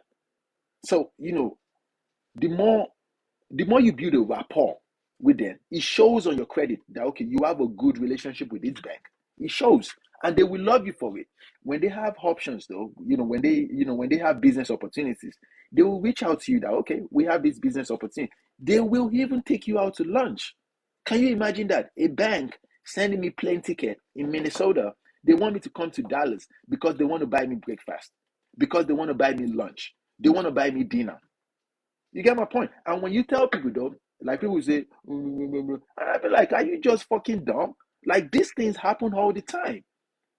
You get my point? And even though I'm on that level where I can only borrow $150,000 from my credit union bank, just 150,000, and I now mind you, normally when you borrow money from these banks, you need to have collateral. You need to have something you give to them that, okay, this is a property just in case I don't pay. I don't give them no collateral. What I give them is my word because I have built relationship of like 6-7 years with them. And anybody can do this thing. There is no miracle, there is no magic around it. And it even makes more sense. When you just normally I just call them. And this is a rapport. This is how you do it. So when you come online like this and you wear basic t-shirt and people look at you and say, and you tell people that, nah, I am fucking rich. I am, and I have a lot of money. People say, oh my God, you bragging. No, I'm not fucking bragging. If I'm bragging, then I'll say something like, I have more money than you. But I'm not bragging. I have no intentions to brag. And I'm not selling anything to you guys. So I'm just telling you that you can actually do this. Anybody can do this. Anybody can. Okay, so J Buck 810. I hope I answered your question on how to build credit score. So Sani is currently doing a course. Yeah, I have a course in my link. If you guys want, you can go into it. You can see anything about real estate, but okay, you'll be fine. So J Buck 810, he says something about, give me a few seconds. Money isn't the issue for me. Credit is. Some credit cards in collection. Do I just pay them off? My man, you need to pay off your credit score, man. You need to pay off your credit debts. It doesn't make any sense. When you pay off your credit debts, man, it might affect your credit score a little bit. It will drop for a couple of, like 1 month or 2 months, but then it just shoots up. Your credit score, you need to have a very good credit score. The stars is the limit for you when you have a good credit score. The stars is the limit for you. I mentioned something. I said I have the American Express, the Platinum. I have the business one. The credit limit is $500,000, which simply means that I can. You know what I use it for? When I buy properties and I want to renovate my property, you get my point. I use that credit card. Even though I borrowed money, I borrowed $150,000 physical cash from a credit union bank. That one stays in my account over there. But then I use the American Express. Do you know how many points you will get from spending $500,000? You guys are sleeping on money. I'm telling you. And when I tell my American friends, they said I'm corrupt. I'm not corrupt. The government encourage this. They do. They encourage things like this. As a matter of fact, because I'm using their money. Now, for people like me with money, if I tell you how much I pay in tax return, it will blow your mind. It will blow your mind because most of my money, I build it with debt. I borrowed money to build my wealth. So, my good friend, fix your credit, man. Yeah, you should pay it off. Call them, let them know. If you don't have the physical cash, if it's a lot of money, you should build. You should let them know that okay, I want to pay this money. I want to be on a payment plan. You can be on a payment plan. Yeah, you can be on a payment plan with them. It's a very very good investment. At, at least I would recommend you pay off your credit before you start investing. It is very very good. So, first gen club advice on what type of whole life insurance, my man. Think things to think. What is this about getting one? Oh, okay. I'm thinking of getting one. There is lifetime insurance and there is whole life insurance. I don't know if there are different types of whole life insurance, but my man, you should do your research because I don't want to be your financial advisor. I'm just telling you what I did. Whole life insurance, man. Do your research on it. You guys should use Google. Type it there or go to YouTube. Now, even though some people will tell you, oh yeah, it's a scam. ah, you see, you need to understand something about people. And this is the advice I would like to give you. Remember, I mentioned something. I said you need to follow the money. You need to follow what the rich people are doing. Rich people, they are funny people. They can play around with anything, but they don't joke with their money. They do not joke with their money. Every rich people in the United States of America, they have whole life insurance. They do. And they have other kinds of insurance. You get my point? Because you can have many as long as you can pay for them, and it will serve you. Imagine what kind of opportunity do you think this is? When you put money into something, you deposit money into a bank or an account. A couple of days after, you take the money out, you borrow the money back, your money, and it's almost like the money never left your account. Even though you have to pay some percentage on it, like 2.3 APY and things like that, or less, I don't care. It's still good because you use it to make money. You make money. I put my emphasis on money because, my man, if you don't have money in this life, oh, your eye go pee. Men won't respect you. Women won't respect you if you don't have money. You need to make money. Even though the Bible says the love of money is the beginning of evil. Oh, even when you broke, you can think of evil things. So you need to make money, my friends. You need to make money, man. So, Rich Eight. Rich Eight says something about. Let me see. Let me see. What did Rich Eight say? Rich Eight. Where is it? Let me see. What did he say? Oh my God. Wait, wait. Okay, Rich Eight said, I'm in Haiti and learning blockchain. My man. That is Rich Eight. He said, I'm in Haiti and I'm learning blockchain on the side when I have time. Good. What more tips do you have, bro? My man, you're doing the right thing, man. You're doing the right thing. The future is blockchain, man. And it's impossible to know everything in IT, but it makes a lot of sense when you have an idea. You have an idea. You know, I don't I don't have certifications in blockchain, but I took a class of it when I was in school. And it's a very, very good class. Very, very challenging, but very, very good class. The future is blockchain, man. It will blow your mind what the future holds for blockchain. The future is blockchain, man. The future is blockchain. The fact that there is digital currency right now, there is digital products right now, and I can't even remember the last time I spent money. Let me see. I have look, I have coins, and that's just and the coins is just for because I live where when you live in the downtown, you meet a lot of people that say, oh yeah, can I have, and then just keep them coins. So So, my man, you're doing the best, man. Like, I can assure you, man. Just keep doing your things, man. Don't get distracted. You get my point. Keep striving for greatness, man. You guys are a great motivation to me, man. And I like it when I'm motivated. I do like it when I'm motivated. So you're doing great things, man. You're doing great things, man. Thank you, thank you. So FFFGHGGGFSSSSSASSSSD. Physics. Okay, my man, you said stocks and what IRA take many years to be profitable, right? It does. And that's the reason why I said when you first going into investment, I won't recommend that for you because it's slow. It is very slow. But what IRA is something you can do where you can just put, let's say every month, just put $100. Just put $100. Normally, in what IRA, in a year, the limit is $6,000. The limit of money you can put in it. I max I max I max mine out. I max my what IRA out $6,000 every year. It's an investment. So, and I'm not using it for anything. But you guys can put just $100. You can put $100. Just start. But then you're not spending the money now. The money is for 20 years into the future. Regardless of, although inflation will catch up with everything and almost destroy everything. So my advice to you guys is real estate. Shush. The power of real estate will blow your mind. It will. But what I have is a very, very good investment though. What I have is a very, very good investment. Rather than have individual stocks, you can do what I have. But I don't want to be your financial advisor because I'm not. I'm just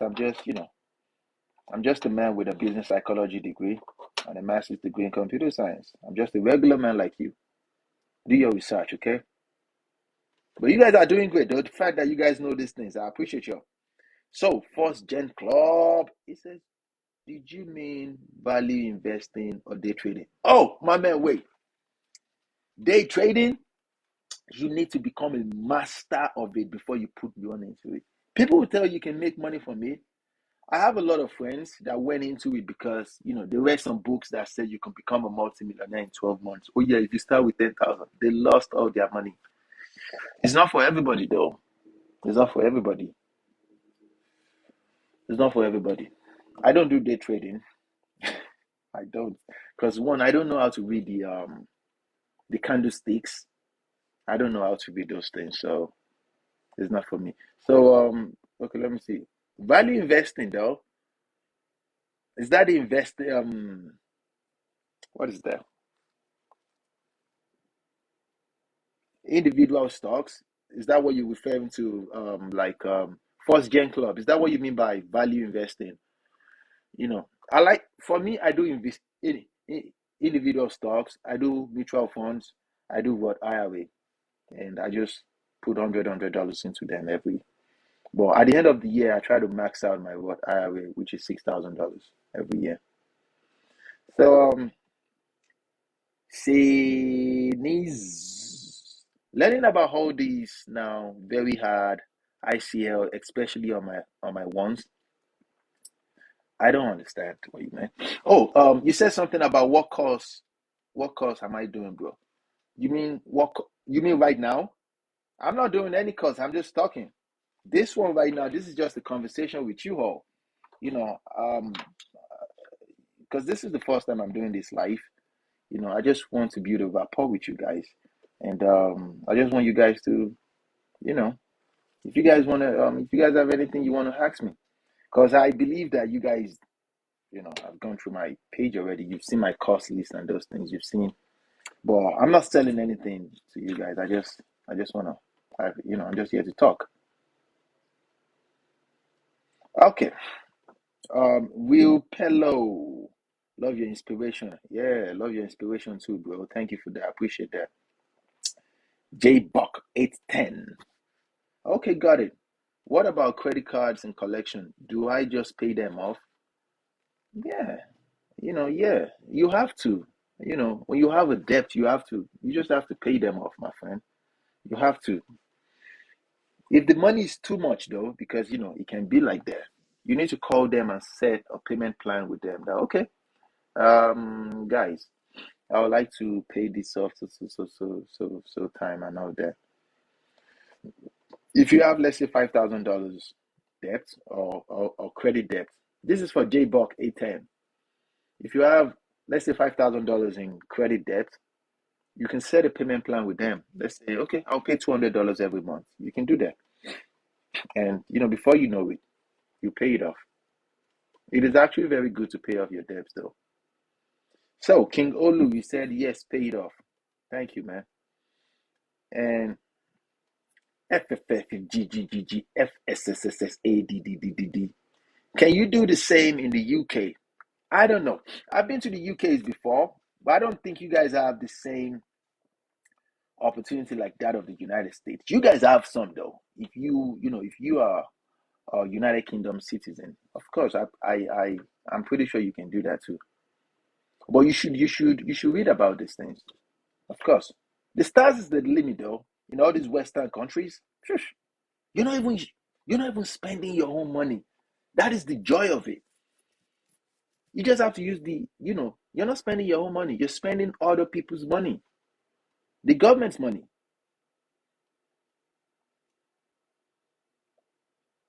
You get my point? And that's the reason why I like to talk to men. You guys should utilize the opportunity. You get my point? Because we're still here. We are still young. And the fact that we have a social media platform that gives us the opportunity to talk about anything. Now, in this conversation, all true, we've been talking now for like 1 hour plus. We've talked about women, life, just talk about money. And this is how I like to talk with my friends. You get my point? When we just talk about everything in general, you know, you guys should utilize the opportunity. Don't get carried away. Life can be very, very challenging. I understand. But as a man, you need investment portfolios. If you don't, because as a man, you want to be at a place where other men respect you and women want to be with you. You want to be in a position in life where you are the one that doesn't have time for women, but they have time for you. You get my point? And life can be very, very unfair. I understand. Life can be very, very, very unfair. But we are not here to pity ourselves. You get me? We are here to share scripts and motivate each other. Work on your credit though. If you're in a country that you guys should, it makes a lot of sense when you do your research about the country you are in. How can I become a multimillionaire in this country? The very, very first question you want to type on Google, go to YouTube and use it. I watch YouTube every day. I'm doing more research every day. Every day. So okay, First Gen Club. He said, do you ask them to raise the credit limit or they do it themselves? Yeah, they do it automatically because in the United States we have three agencies that I can't remember their names. What is their name? These three guys, they have access to how much you're taking out from these credits, this credit unions or these credit banks, or how much you borrow, how much you paying back. So it's like they are the ones that grade you. You need to understand something because the money that these banks are giving to you, it doesn't belong to the bank. The money belongs to the United States government. You get my point? So they need agencies that will track you and monitor how you're spending the money, how you're taking the money out. So, if you're not just buying, taking the money to go buy Goyard, or just, go buy Cartier, or just start buying, Rolex watch and start doing all those things. But they know when you buy a house, they know when you invest your money, they know all these things. And they like people like that because it's people like us that build the economy. You get my point? And they like that. They do. They will give you the money though. But most people will take that money, especially Africans. They will take the money that you're supposed to build wealth in this country. They will take $10,000 and go buy a house in Nigeria. You don't even fucking live in that country.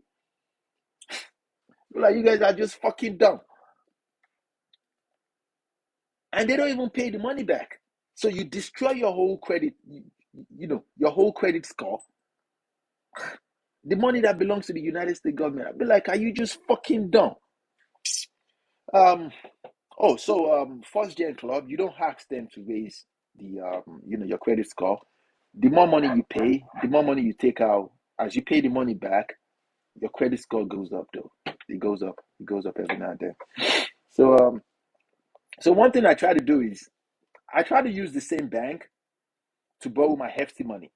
Like, take for example, I told you about my Amex American Express, the silver platinum, the business one that I have $500,000 on it.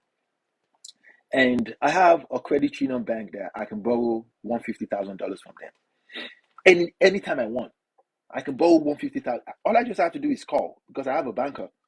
So you want that kind of relationship. Now, when I go to West Fargo to go borrow money, they will do a hard credit check on my record. And when they do hard credit check, it would lower your credit score. So all this like Amex American Express, they don't, even with the $500,000 that I have on that card, they don't need to, anytime I spend it, they don't need to do any credit check on me again. The credit union in Texas, the one that I borrow money from them. So every time I borrow money from them now, they don't do any credit background on me anymore because they know we have a good rapport already. So Sydney's, he said, if you don't mind, how much you got in savings right now? Seems like you got your finances in check. In savings right now, I have just $3,000. Just $3,000. And the reason why I put $3,000 there is for emergency purpose. I don't have a car because I live in downtown Minneapolis. I go everywhere with Lyft because American Express actually helped me a lot. They give me $10 on my Gold American Express every month, and they give me $15 on my Amex American Express every month for free.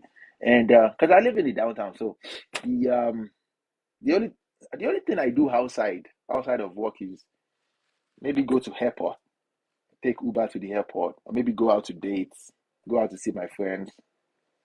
Nothing more. So yeah, I have just $3,000 in savings, and it's just there. It's just there. Not because I'm saving it. I just put it there for emergency purpose. It's there for emergency purpose. But my investment portfolios, man.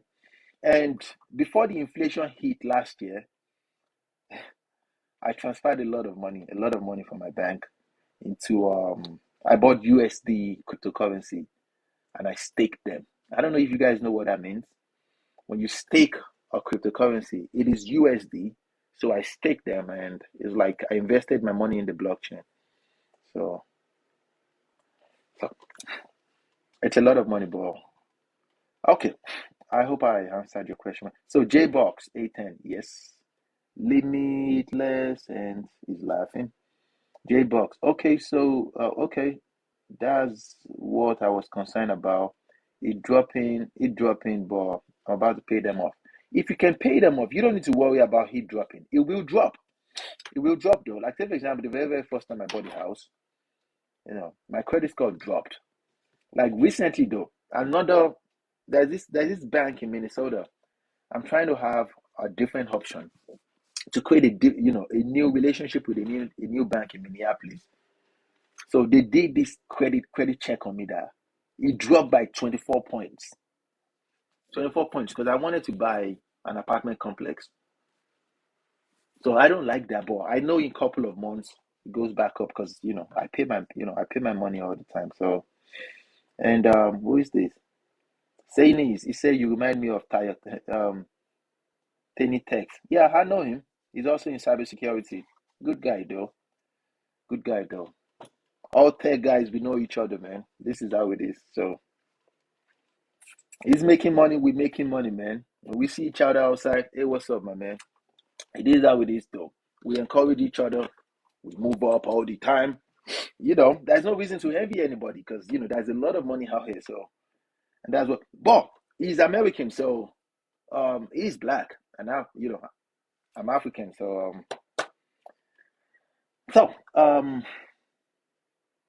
reach 8, they'll say na Yahoo. But nobody the reason I'm saying na Yahoo. Let me tell you something though. What he's trying to say is that when you start making money like that, like people would think it's scam. It is not scam because every money, like take for example myself, every money I have made in this country, there is record for it. You get my point? There is record for it. Like everybody, like the government tracks every money you take out. They track how you spend the money. And there is bank statement that shows how I spend my money. So scam. Only a fool will do scam in the United States. You risk going to prison. It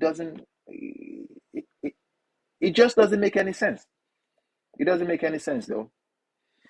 So scam, nah, I don't do no scam, man. Hell no.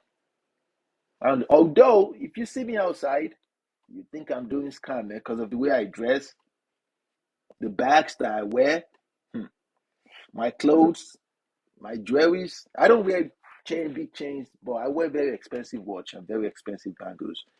So okay, enough of that. Okay, I will. It's only 3 to 4K. My man, I'm pretty sure you got this though. That's J Box. And let's see. Who else is here? Who else is right here? Let's see. Who? Okay. J Box 810. 3 to 4. 3 to 4K. My man, you paid though, and I promise you though, it's an investment if you can do that. So we do. When did you become a software engineer? I became a software engineer in 2018, and I had no experience or anything in binary codes and writing all that stuff. No, it was the fact that I was lucky, and I met people who gave me the opportunity. That's all. I met people who gave me the opportunity to do. You know, I applied for a master's program in computer science, software engineering. If you don't have an experience, I should never have gotten into that program. But you know, I guess it was just the grace of God. It was just luck. It was just luck, though. That's how I became a software engineer. I got into the program of computer science software engineering. Then I started working for a professor. You know, a cybersecurity professor. I was doing DevSecOps, and from there, he helped me though. He wrote me a recommendation that gave me my first job in Minnesota. I started working for 3M, and for 3M, I started working for Wells Fargo, and from there, the stars is the limit, man. So we do. He says I'm 23 years old, want to be a software engineer. My man, if you want to be a software engineer, how about you go to Google or go to YouTube and type it? But what I can say to you is this: there are many, many sections of being a software engineer. Do you want to be a cybersecurity engineer? Do you want to be a data analyst? Do you want to be a programmer? Do you want to do front end development? Do you want to do back end development? Do you want to be a tester? You know, it's not just about software engineer. Mm-mm. There are many sections of it. There are many, many, many, many, many sections of it. But a lot of people think being a software engineer is just about writing codes. No. As a matter of fact, though, let's say we have a project. We just don't pick our laptop and just start writing code. We plan for the next 5 months or 6 months. For the next, yeah, we do with ridiculous plans, and we plan deep, deep, deep, deep, deep. So, yeah, I would recommend it to anybody to go into it. And this is one thing I preach in my content: real estate, tech. Look. I'm not just some guy who came out of the gutter who is talking out of his ass. Believe me, I'm not just some illiterate guy who doesn't. I recommend school to anybody. But when you go to school, though, don't go to school to go study business administration. Come on now. Go study something that is very, very, very challenging, something you can use for a very long time. So, really, you can go for it, man. A lot of people will tell you it is very challenging, and most people think you have to be a genius before you become a software engineer. And as I'm talking to you guys, you think, oh my God, you must be very intelligent. Nah, I'm not. I'm not that intelligent. But one thing I have is this: once I set my mind to something, I achieve it. Anything. So I'm not the most intelligent guy. As a matter of fact, I'm not intelligent at all. But my persistent level, oof, my man. And I am very, very competitive. I compete a lot, especially with my friends. And we compete with each other. My friends are in tech, and we all make money. So what we use to brag with each other is our investment portfolio. How many houses do you have? How many investment? How much do you have in your investment portfolio? You care. You bow. You bow. You don't get 100,000 now. I get 100,000. You get 100,000. So my new because um my height of motivation right now. I want the American Express, the black. I want the black card because my friends are starting to get the black card, but I don't have the black card. I have just the platinum, and the platinum give you $500,000, but the black card gives you up to $10 million. So my friends are starting to get it, and these are the kinds of friends you want to keep. You want friends that will motivate you, that will make you say, "I need to buckle up. I need to buckle up." So rather than use your money to go buy wasteful things like a crossbody $1,500 bag, go buy a $2,000 Goyard bag. Come on now, you invest. You invest your money, man. Invest your money. Okay. So let's keep going. Sinis. Oh, okay, okay. These guys are Somali. Okay, really. When I'm in Haiti support. Haiti support is like a stepping stone into Haiti. A lot of people do it. The money is not that much. They pay you like $35 an hour. It's okay. But I would highly recommend you write down all departments in Haiti. Maybe you want to be a cybersecurity engineer, maybe a programmer or just a developer, or you want to be a tester, or maybe you want to go into database, or maybe you want to do AI or machine learning, or you want to do artificial intelligence. You need to define these things and know which one you can go into. You get my point? You need to know these things though. It's not that hard. I recommend anybody to go into IT, man. But IT support, but let me see. You say you're 23 years old. IT support is okay, but it's not forever, my man. As a matter of fact, though, you can do it for a little bit, but mm-mm, do it for a little bit. Really? Are you in Minnesota? Okay, you said you're from Minnesota. Like, do you live in Minnesota? There's a lot of Somalis here, though. A lot of Somali. So say this. Okay, to really. IT support job is okay. Just okay, though. The money is not all that good, I promise you guys. But a lot of people are contented with $35 an hour. I'm not. I don't want $35 an hour. I want the best money. Like I said, I am very, very competitive. If my friends can make $120 an hour, I want something close to that. So, if Huawei, I'm sorry if I butcher your name, he said, tell us your portfolio. I mean, that's a lot to talk about, though. My investment portfolios, it's a lot of companies, though. A lot of companies. I don't think I know all companies offered. It's impossible to know offered, though. But I'll tell you this: I have a lot of money in real estate. I have a lot of money in tech, and right now, my new investment portfolios, though, I'm investing into futuristic technologies, in Web3 technologies, though. I'm investing in a lot of what they call this car? Not Tesla, though. I don't have any Tesla stock, but right now I'm investing in um, all these energy companies. I'm investing in a lot of them right now. Excuse me, and the price is cheap right now, though, because the investment I could easily use this money, blow this money to go have fun. So I use this money to just put it there that, okay, in the next 15 or 20 years, I'm 37 now. Let's say when I'm 57, the money would have, be something. So if Huawei, I'm sorry if I butcher your name, it's a lot of companies though, but I invest in tech, Web3 technologies though, And real estate is my biggest investment portfolios right now. Real estate, for real, for real. Like, the money is mind blowing. I won't trade it for anything in the world. When the money comes in like this, I smile, man. I smile. So, which eight? How familiar are you with Solidity? Solidity is actually used to create blockchain. I'm very familiar with it. My man, I took a class in blockchain, so I know what Solidity is. It's a very very good technology though. Very very good technology though. Not too many people know it right now, but I don't think it's a language. It's not a language though. I think it's a tool, but I don't know. I don't know. I don't want to say what I don't know, boss. Solidity is actually very good.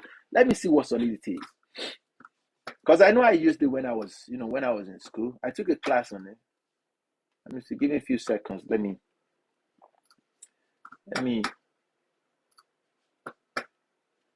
But I won't say I'm a pro because I don't use it to work.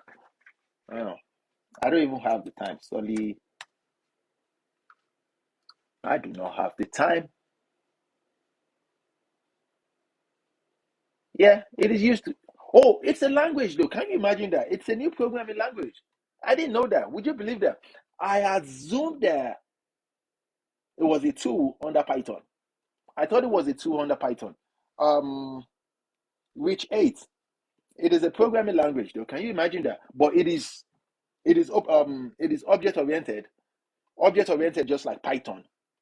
So I'm pretty sure now I see the reason why a lot of people are using it, because it's used for smart contracts. It is actually very, very, very, very good. Let me see. When did it? Oh, it started in 2014. Not bad. Not bad, guys. FFGGG, FSSS, SSSD. So basically, get good credit so you can use the government's money instead of your own money. My man, it doesn't make sense to use your own money to do anything in this country. Why would you do that? I don't have that money. Now, check this out. Aside from the fact that it's not just good, it is very, very good for tax benefits. You see, take for example, in a year, I make 200 plus thousand as a senior software engineer. Aside from the benefits and all that stuff, just my salary, my base salary. Normally, I'm supposed to pay back 35% of tax. So these guys would take like $30,000 of my money. Not in this life. So what I do is this: I borrow money. All this money that I've been explaining to you guys, I borrow those money against my check and let them know that, okay, I'm a software engineer. I'm making money. You guys see and they will borrow me this money, and then I'll buy a house. I'll buy properties. Remember, I created those funds from debt. So when it's time to file tax, my man, I'm not paying one dime. One dime. Now, what I did was this: I got an LLC. Normally, before I was using those LLC to file tax and put those debts on my LLC because I'm the owner, it's individual. So what I did was I put that LLC in an S corp. These are things you guys should get a pen and write it down, because this is free, my friends. This is free. We just talking. So when you do something like this, my man, the government understand that you are helping the economy. There is tax benefit, a lot of tax benefit from it. So okay, yes, to get real estate, yes. So Roland, he said, I am a 26-year-old making 90K. Any investment suggestions? My man, go into real estate, man. Now, it is so beautiful right now that normally when you buy real estate, house or something, or apartments or anything, duplex or fourplex or whatever, normally before, the suggestion is for you to put people into it. No. Now, when you buy a house that you know you want to use it for investment, what you need to do is you pimp it up, you clean it nice, then you post it on Airbnb. You You furnish everything, then you put it on Airbnb. Normally, let's say on a house, you're paying $2,000. The mortgage, let's say you're paying $1,000 on the mortgage. You rent it out, so you're paying $1,500 on the mortgage. No, the mortgage you're paying $1,000. Mm? But when you rent it out, you're getting $1,500. So that is $500 profit for you. Remember, you still have to pay insurance. You still have to pay tax on that house. So that means that you're making, let's say, $350 on your return on investment if you rent it out. It is not a lot of money. What I decided to do lately, and it was my friends that suggested this. When I buy a house, I furnish it. Then I put it on Airbnb. In a month, my man, I'm making 6,000 of it. So even after I pay the mortgage, which is $1,000, and I pay the insurance, which is like $150. I mean, I'm making money. That's like 4 5. That is like that's like $4,500 on one property. And because I borrow money against that property, I'm not going to pay anything in tax return. Ah, America is good though. If you are broke in this country, you can never be rich in any other country. So, um,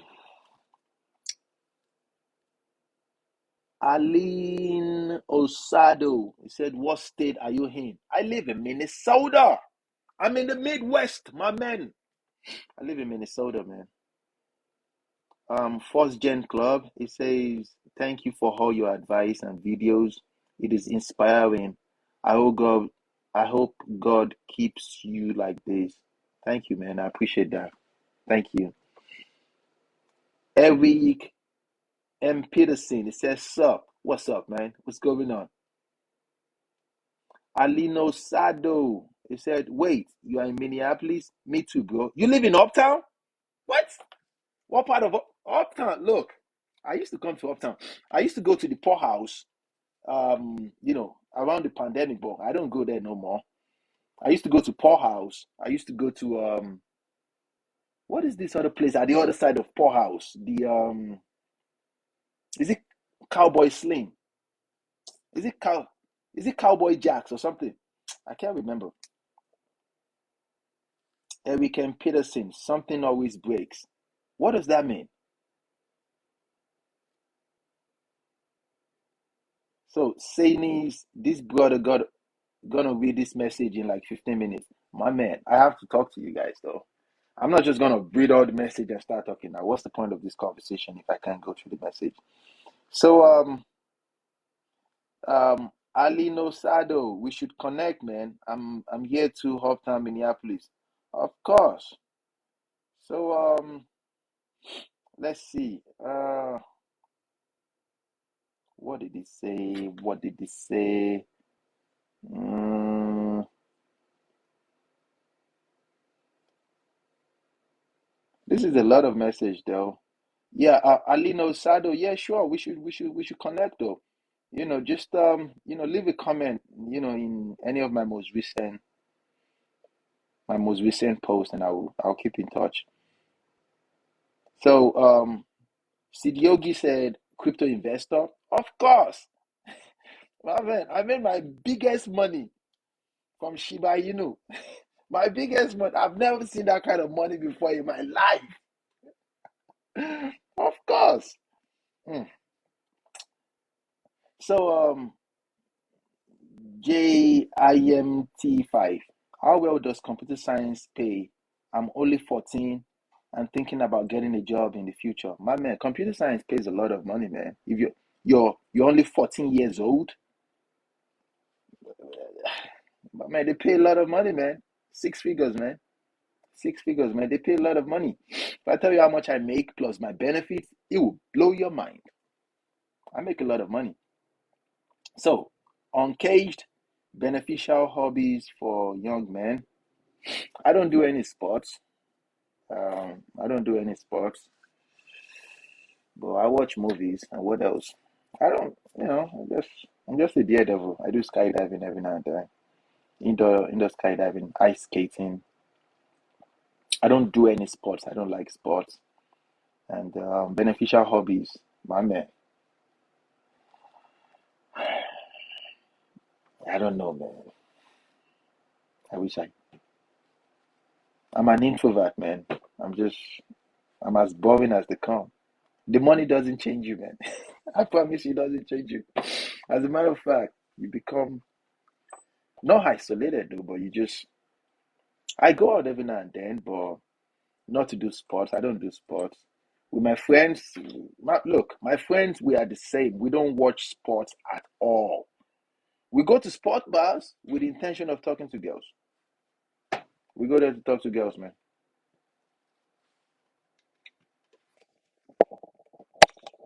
We go to sport bars with the intention of talking.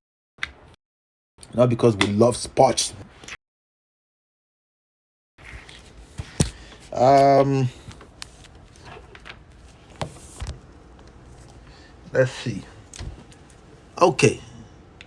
Hey yo, Kevin Stitz. Hey yo, man. Did you go to school in the USA? Yeah, I did my master's degree in the USA, and I finished in December of 2021. But my undergrad, I did my undergrad in Nigeria, and I finished in 2009. 2009, 9. So he said, Roland, I'm an engineer making 90K, but in a remote location. Any investment suggestions? My man, anything in Web3, man. Anything in Web3. Do your research, man. Don't assume anything. Don't assume anything. Anything in Web3. Anything in Web3, though. Digital currencies, Web3 technologies. It's not just about cryptocurrency, because the thing is this: everybody's trying to make the quick cash. Everybody wants to be rich all of a sudden. Don't do that, guys. Don't do that, guys.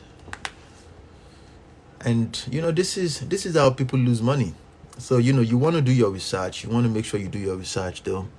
So Kevin Steed, I just enter USA, big bro. I have just finished high school. What's my next step school wise? Okay, you just finished high school, so you just came to United States. Like, did you come in for undergrad? Did you come in for undergrad or what? So Alino Shadow says, Roland, rental properties, brother. Rental properties is the way, man. It's the way, man. Oh, Kevin Steed said, how do you get a black card? They have to invite you, man. The American Express, the black card. I told you guys, my friends are starting to get it, because we are very, very competitive with ourselves, and it's just the concept that we design for ourselves. I mean, my inner circle, and even though we are the same thing, we don't watch sports. We watch, we are we are nerds, and we watch movies, we watch cartoons, animations, and those things, and we love women a lot. And we have a lot of money too. So we compete. We compete. And what we use to compete with with ourselves is our investment portfolios and things like that. So my friends are starting to get the American Express, the black card. And for you to get one, they have to send you an invitation. They will send you an invitation, and you can't even apply for it. So when they send you an invitation, you have to pay a one-time fee of $10,000, and then $10,000, man, that's a lot of money. And then you have to pay $5,000 for the yearly fee. $5,000. You have to pay $5,000. But when you have that card, my man, it's not just the money that matters. You're talking about connections. Let me tell you guys something. When you have money, you want connection. You want power. And the advantage of having American Express for people like me, I'm not from the United States. I'm an American citizen now, but you want strong power behind you. When you have the Black American Express, you can there's nothing you can reach in this country. There's nothing, or anywhere there is American Express. So it is very, very important. That is my next goal. And the only way to get invitation from them, you have to spend like $250,000 in a year. So when you spend 250,000 on American Express, they will invite you. So even though I spend more than that, but I don't know why I haven't got an invitation. So J Buck 810 said, "Peace, man. Thanks for the advice and motivation." Of course, my man, we're friends. See you around, man. We're friends. So Ola Richie 6 said, "Hey, bro, do you have any link on Google Cloud?" Do I have any link? What does that mean? Like Git or GitHub, or what do you mean link? I use Google Cloud. I use the Google Cloud engine, but I'm not a fan. I'm not a fan. I don't like it. I prefer to use the AWS. I have certifications in both, but so Sene said, "I don't have passion for IT. I just want to do it for the money." Of course, my man. Of course. I'm not saying you should fall in love with IT. It's about the money. Let money motivate you, man. Don't speak like that again. Well, especially when you talk to people, you just tell them you like it. It's always the money, man. Money is the motivation. Like, take for example, as a software engineer, I don't like writing binary codes. I don't. But most people, some people enjoy it, but I do not. I do not enjoy it. So, Satia 18, it said, "Yeah, bro. So Somalia respect your perspective." I respect you guys too. Thank you, man. Kevin Seed, what's the way? Tell you the schools you went to. In Nigeria, I went to a private university. It's in Oyo State, and in Minnesota, I went to a private university too. I can't tell you that because my graduation is coming soon. So, and yeah, my graduation is coming soon. It's actually next month. So, how did you invest in real estate without much capital? Okay, that's Setia 18. Of course, it requires money, but then it's not my money. It's not my money, man. I borrowed money from the United States government through the bank, and I used the money to buy wealth, and it favors me, man. It favors me a lot. I do it again. I refinance that property, take the money out, buy another property, do it again. Before you know what's up, man, you are really up there, man. You're really, really up there. You can literally touch the stars, man, in the United States. And I've met some people from this country that will say, "Why is it that you get to do this and we cannot do this?" Listen, guys. I studied the United States for 5 years before coming into the country. 5 years just reading about the economy. The problem with people is this: people don't do research, and people underestimate doing research. You have to do research, though. You have to study things. I am not intelligent. I'm not intelligent. I promise you, though. I'm not. So, Portia eats. You have accents. So do you. Where are you from? I'm from Russia. I think go to US. I think it's a great country. Every human being has an accent. Everybody does. The right English is you have a foreign accent. Yeah, my accent is Nigerian accent. I'm from Nigeria. I'm from the west side of Nigeria. And I live in the United States. Let me put it to you that way. And I'm proud of where I'm from. And normally when people see me, people say, so how does it feel to you? How does it feel to be black in America? And my simple answer is this: I'm not black. I'm African. I am. I'm African, man. And this is a state of mind. Because when you have a state of mind of black people, you think you're oppressed. I'm not oppressed by nobody. As a matter of fact, I can go into rooms that no Caucasians can go into. I have more money than majority of Caucasians. And I'm not saying this to brag or anything. I respect people, but I'm just saying that you need to have the state of mind there. You can do anything. Anything. And nobody is capable of stopping your shine. But the problem is this: people think the world is against them. Like, oh my God, they don't want us to do this. Nobody cares about you. Nobody cares.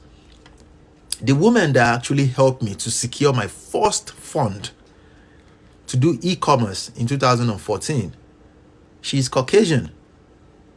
So, when you have the open mind, when you understand that the world doesn't care about you, the world is not necessarily against you like that. So you need to just understand that everyone has their problems.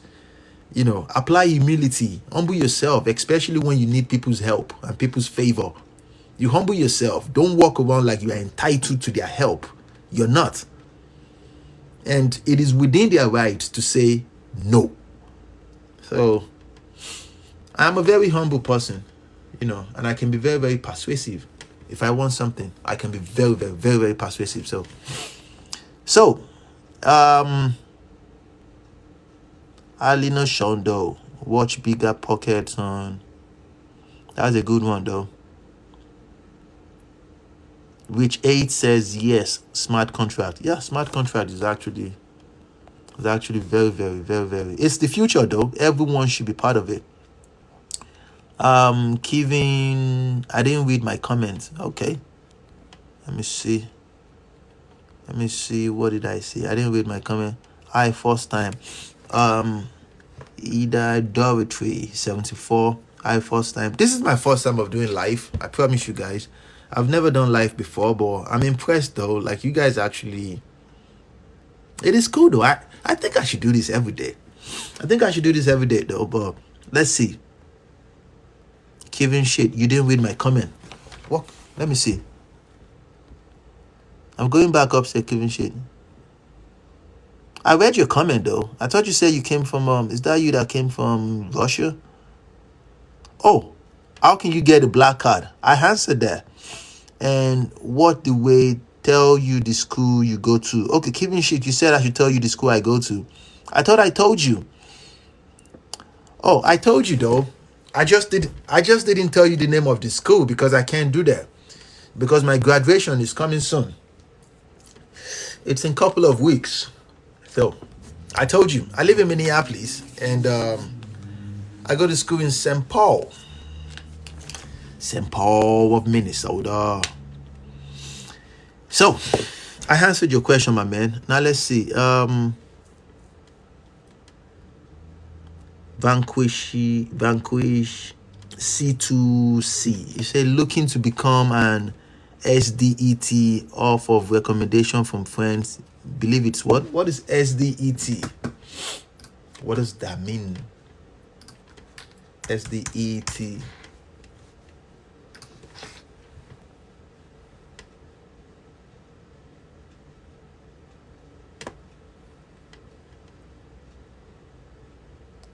I don't know what this is, but it says that it's a benchmark that is used in the system software. I've never used this before. I don't know what this is, but let me see. Oh, okay. Oh, it is used for testing. Of course, my man. You can be a tester. Yeah, you can be a software engineer. You can be a tester, man. Yeah, it's used for testing. Of course it is. Look, when you test application, my man, it's a section of cybersecurity. You get my point? Because you have to, before they release any project or any product, it needs to be tested for cyber attacks. It needs to be tested that, okay, if this product is not going to crash or anything. It's a very, very, like, they pay good money. They pay you guys like 150K. Yeah, it's a very, very good money. You should go for it. Saint Strix, what did you get your master's in? I'm currently working on mine. This is from Saint Strix, Saint_Strix. I got my master's degree in computer science, software engineering, and normally it takes normal people 2 years, but it took me 3.5 years. Because, like I said, I'm not that intelligent. I'm just a man that believes I can do anything. I failed a lot though. So when I have conversations like this, people look at it from the perspective that, okay, maybe I'm, maybe everything was easy, or maybe I'm bragging or anything. I'm not bragging though. As a matter of fact, I fail a lot. So, Jeff 975 says, what should I be holding now? Oh, you're talking about crypto or investment portfolios. What you should be holding? My man, I don't want to give you suggestions though. There's a lot. There's a lot you should be holding right now. There's a lot though. So Jeff 975 says, what are my goals? My man, that's a lot though. That is a lot to ask. Let's see. My goals, I have a lot of goals though. I'm working towards it every day. FFFG, HHGJ, SSSD. How did you build credit from the very beginning? Oh, I explained that already. I got a Discover card, and they gave me a $500 credit limit. And then I started buying things with it. Then I went to the credit union bank to borrow $1,000 because I wanted to go into e-commerce. I wanted to start buying things from China. But this was 2014/2015. So when I buy things with the money from my credit card, my Discover card, I pay it back with my credit union, the money I get from my credit union. So I was using the profit to sort each other. It was actually very, very challenging though, because then, I just came to the United States, and it was, I was new in the system, but I was actually going for the gold. So that was how I started building a rapport. So I started by borrowing $1,000 from my credit union bank.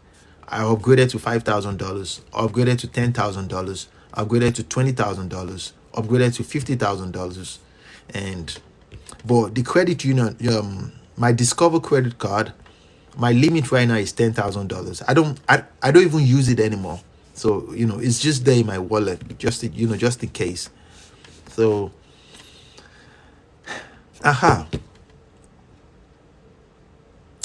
so the same FFF. And how long did it take? Couple of months though, like the first 3 months of spending the money, paying it back, spending the money, paying it back. I got 750 something credit score straight up. So asked by Christy Choma, what's your day-to-day like as a SWE? Let me see. What is SWE? What does that mean? Okay.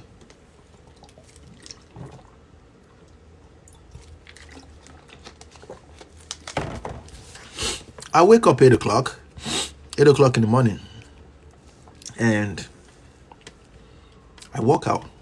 I have an indoor bike, and I bike 20 minutes. I do 50 jumping jacks. I do 20 push-ups, and then I shower. Then I pray. And then what else? My walk starts 9:30 in the morning. But the fact that I work from home, it's almost like I'm not working. So my day-to-day though, first thing first, we go to meeting in 9:30, and we just talk about the day. But I'm a senior software engineer, so I lead these guys. But it's a good experience though. So 10 o'clock, we all start working, and it depends on the project we're working on. And, if we're working on a project, like let's say a project that has been going on for like 2 years, we use tools like Backlog, or what is this other one? I forgot. We use Backlog, to track our activities and all that stuff. We communicate. But if we're done with the project and we're testing can take us months, and we're testing that phase, or let's say we're trying every possible way to penetrate that system, which we use penetration testing. That can be hard.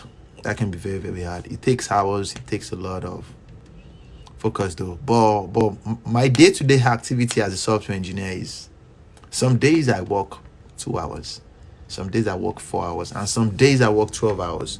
It depends on what I'm working on. When I'm writing a program, that can be very, very hard, especially when it's time to deploy a program using AWS. It can be hard though, because in between it can break, and then you have to fix it again and start making phone calls, calling this, calling that. And most of the engineers I work with, some are in Some some are in Dubai, some are some of them are in Indian. So and we all work on different time, you know, different time. And my night time, or let's say my 11 o'clock right here, it's like this guy's morning or something, and I don't like that. So that's my day-to-day activity. Running for real say you sound like you speak French. I do not speak French, my man. People ask me these questions though. I have a foreign accent. That doesn't mean I fucking speak French. Look at it from this side of you. I told you just now, I said I'm from Nigeria. It was the British that colonized Nigeria. I don't speak French, man. In any way, we speak we speak the language of our colonial masters. I speak British English. My English, it is perfect, like Princeton. Even though I have a foreign accent, it will surprise you though. I don't speak French. So, humor underscore BDS 171, it says, what is the highest math in computer science?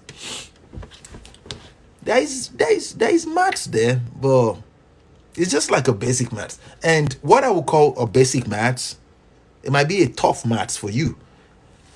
What I would call a chilled maths, it might be a very, very tough, So yeah, there's some statistics in there. There's some arithmetics and all that stuff. Especially when you're doing database, of course. You have to know those things. And RZ the one, he said, was it hard to become a software engineer? That's the last one. It says, was it hard to become a software engineer? Yes. Yeah, I won't say it's hard, but it is challenging and very rewarding. Very, very rewarding. Like, the money is mind-blowing, my friends. It was very, very challenging though. I failed 2 class. Like I said, it was supposed to take me 2 years, but it took me 3.5 years, and it is challenging. Yeah, very, very challenging. But that's life though. Just because you fail, that doesn't mean you stop. But the problem with people is this: when people fail, people stop. You can't do that, man. You can't do that. When you fail at something, you keep going. You keep going though.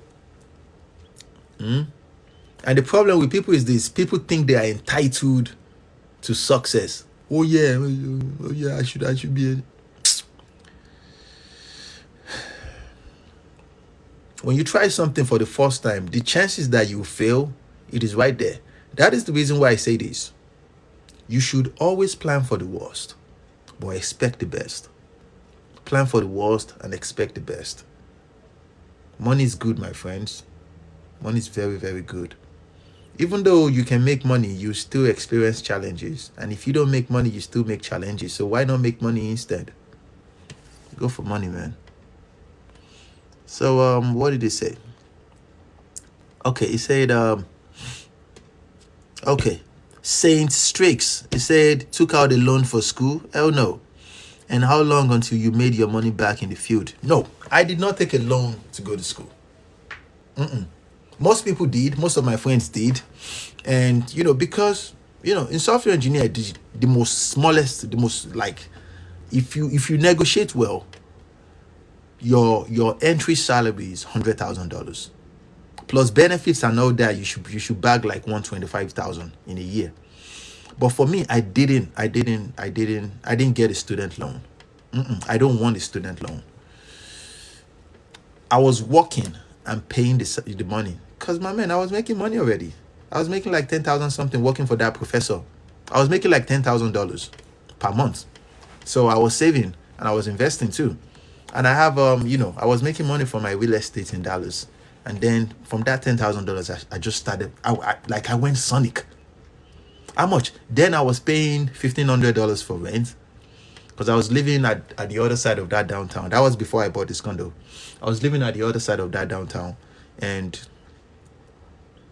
yeah, I didn't get a student loan. No, I didn't get a student loan. I don't want a student loan. So I work to pay for it. Work and pay. So It was expensive, but it was a good investment though. Rather than borrow money and you pay times two of that money, it's not worth it. So Christy Choma says software engineer. Oh yeah.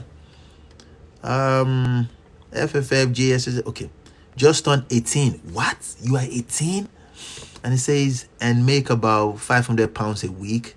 Should I focus on building credit first, or what advice? My man, you should build your credit, because when you build credit, you have access to money that doesn't even belong to you.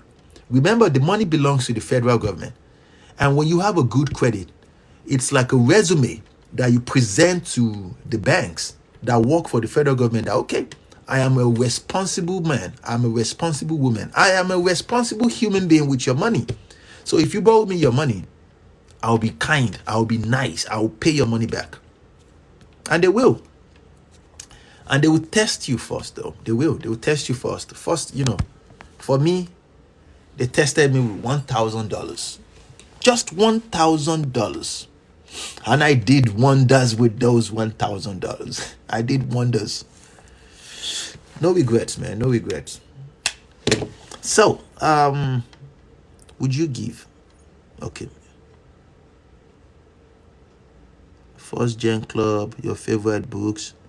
Oh, I have a lot of books though, but okay, this is a question. This is not for me. Oh, David 1TS says, do you believe in Jesus?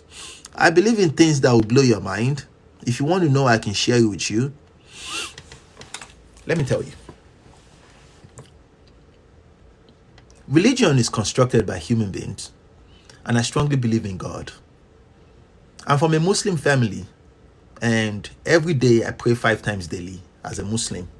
But I won't say I'm a Muslim, because immediately after each prayer, I read the Bible.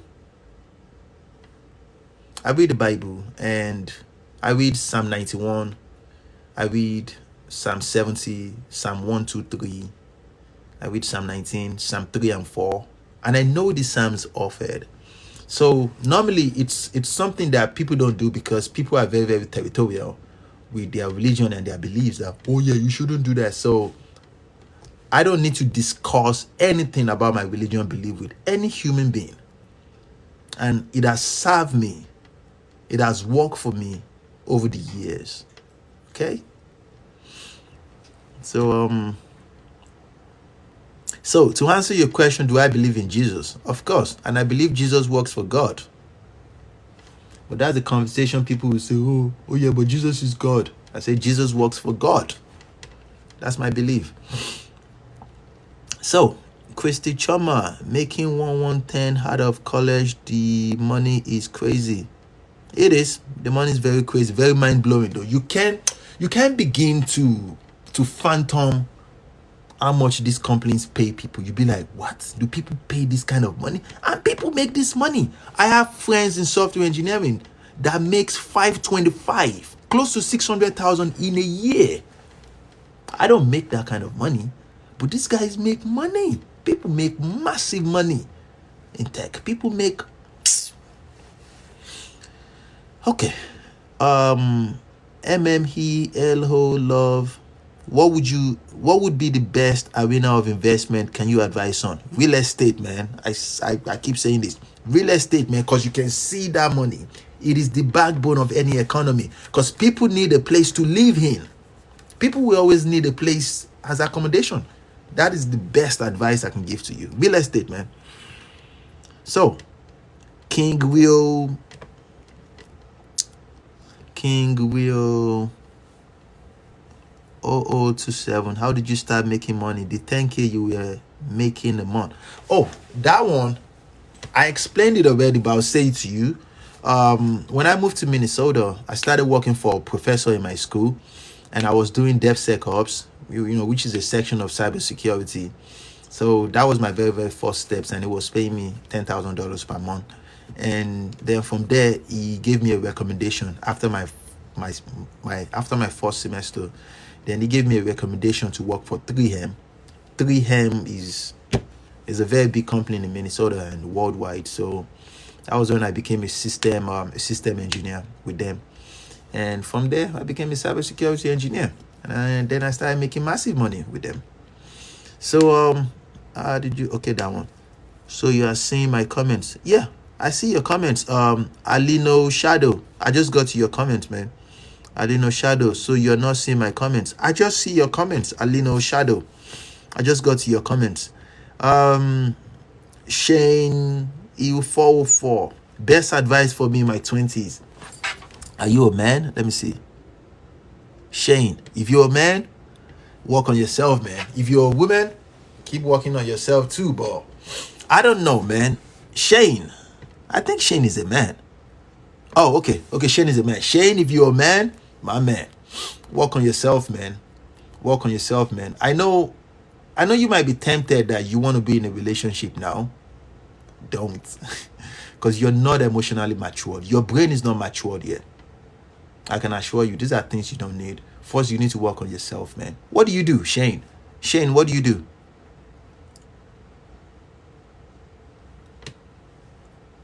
Shane? Okay, I guess Shane is busy.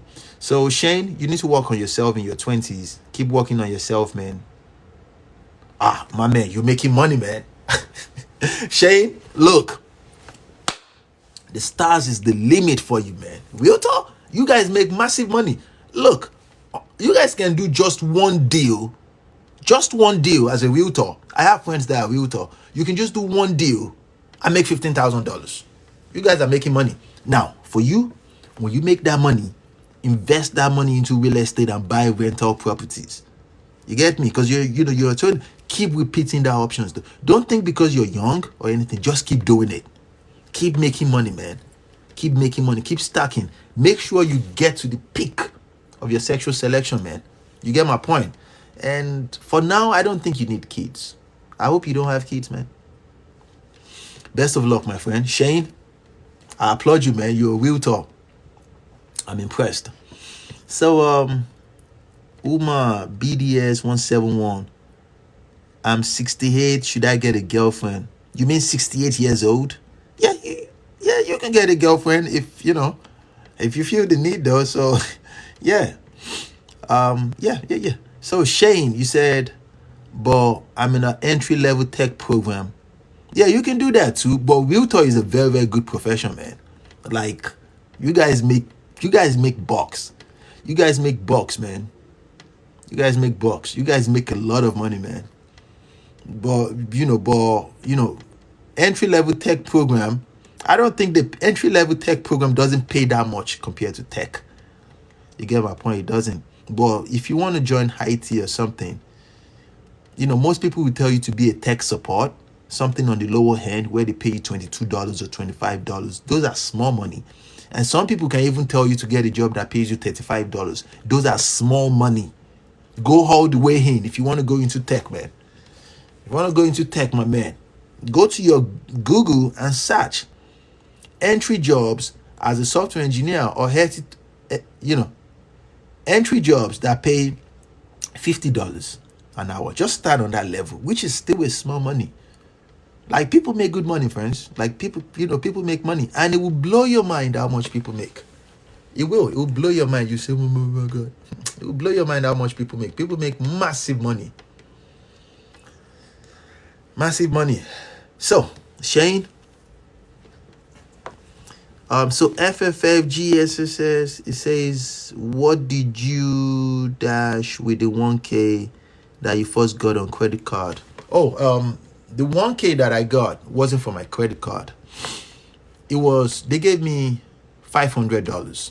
It was $500 it was my credit limit on my Discover credit card. That was in 2014. So I went to a credit union. Then I was living in Texas. I was living in a small town called Wichita Falls, Texas. So I went to a credit union very close to my place and applied for $1,000 credit. It wasn't on a card. It was a physical card, cash. So when I used that money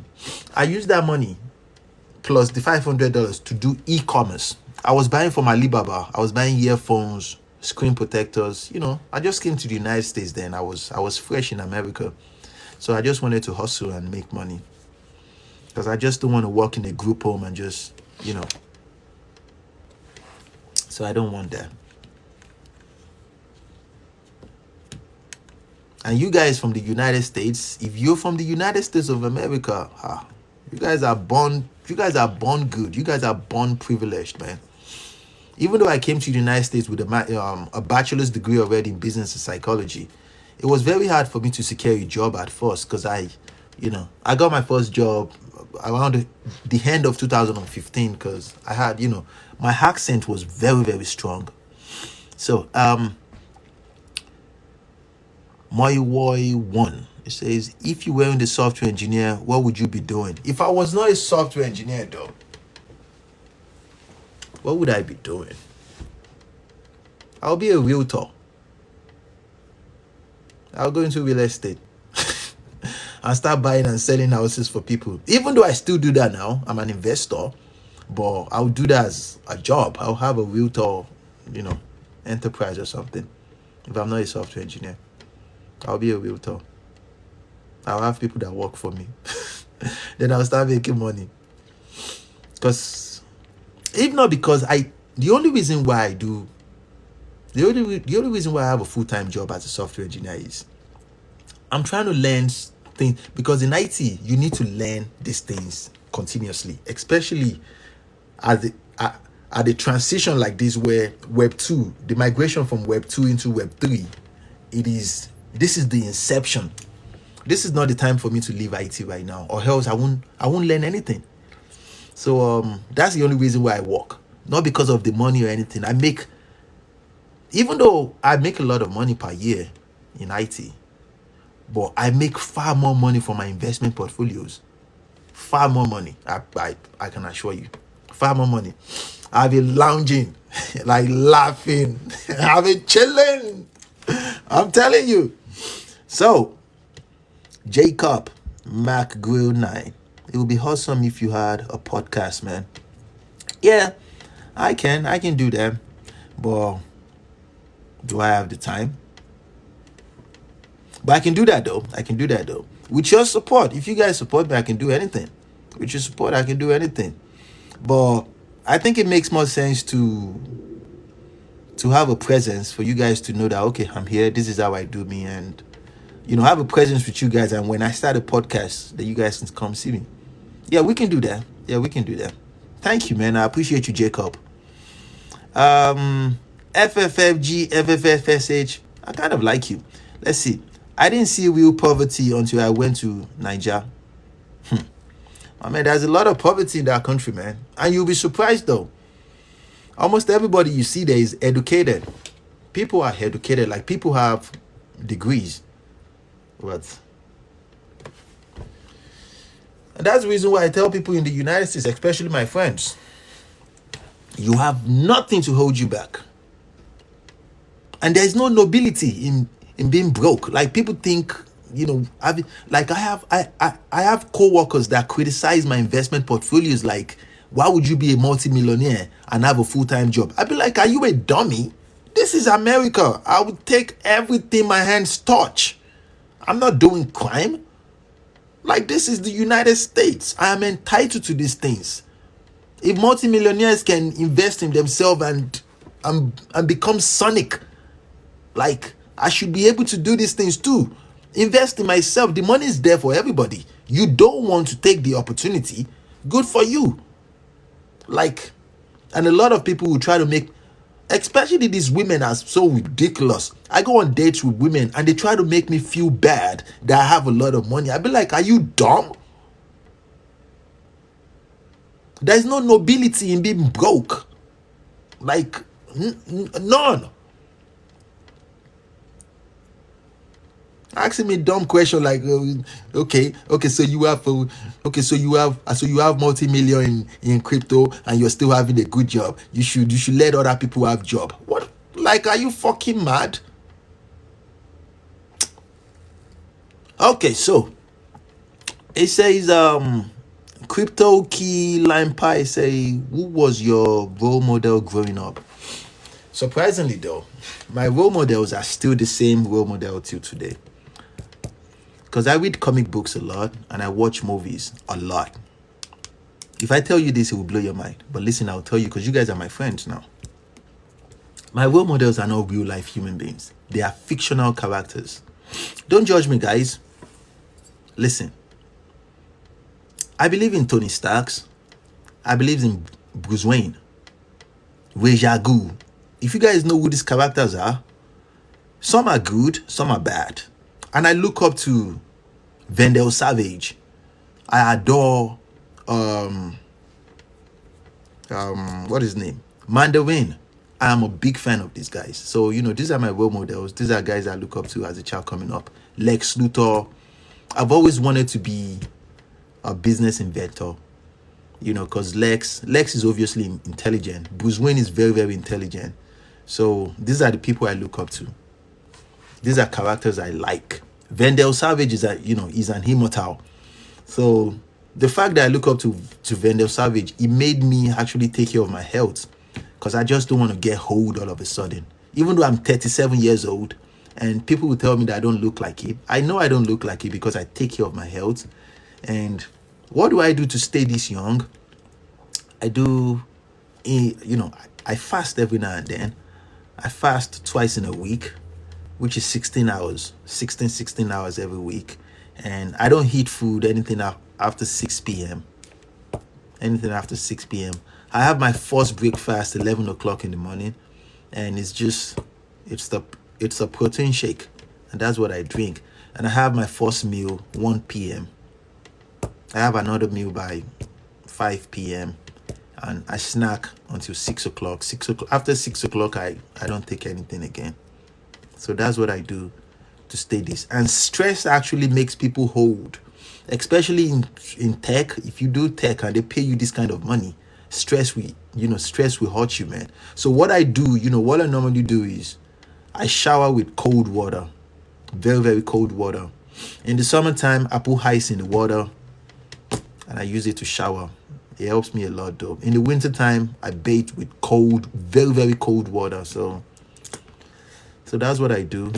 So my role models, I just answered. So first gen club says, what type of software engineer do you think make the most money? I would say cybersecurity. But it depends. Data actually makes a lot of money too, because it depends on the kind of data you're doing. If you're a software engineer / artificial intelligence or machine learning engineer, you use data manipulation, data mining, and those things to do artificial intelligence. But when you do data analyst, you make 6 figures too, but you make 100,000 or 110, which is a small money. Well, you there, because we flex on ourselves like, you're okay, you are okay. But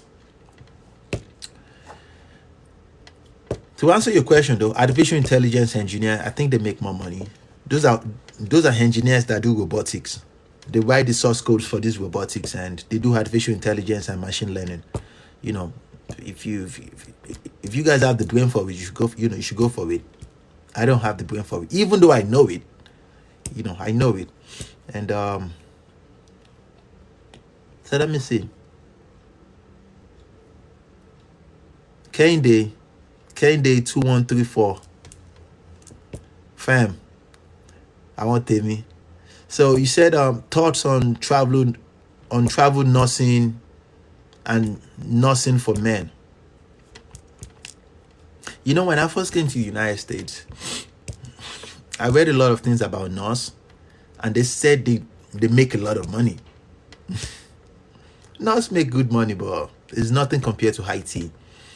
I would say it's something you can do for a little bit. Yeah, do it for a little bit. Yeah, you can do it for a little bit. So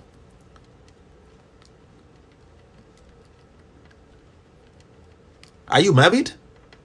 If you're married though, I won't leave my wife at home and travel around. But if you're single, yeah, you can do it and save money. Since I read that it's the company that pays for your accommodation and your feeding, that's easy money, man. That's easy money. I recommend it to anybody that goes into it. Yeah, everybody can do IT. If you can do travel nursing, then go for it. Go for it though. Save your money though and invest. I recommend you to invest your money. Don't just save your money, because Africans will do something. We stack money into the bank at home because it's a lot of money. It's very easy to become a multimillionaire in Africa because you just stack your money back at home. $2,000 will make you will make you a millionaire in Nigeria. Just imagine. So people be saving money back at home, but the money, there is no return on investment on that money you're saving back at home. So my recommendation is this: you need to build your investment portfolio first of all in this country, because the money you use to build your real estate investment portfolio, it doesn't belong to you. It belongs to the American government. And when you have good credit score, you can take money from them and use it to invest in yourself. Kende. So okay. Kende said, Ogami, making sense. Thank you, boss. Thank you. So Crypto Key, he say, I just got a raise and I'm making around 30K per month. How should I invest it? What? You make $30,000 per month? Oh my God. Oh my God. 30K? Do you have real estate portfolios? Obviously you invest in crypto, but listen, this is one thing I find very funny.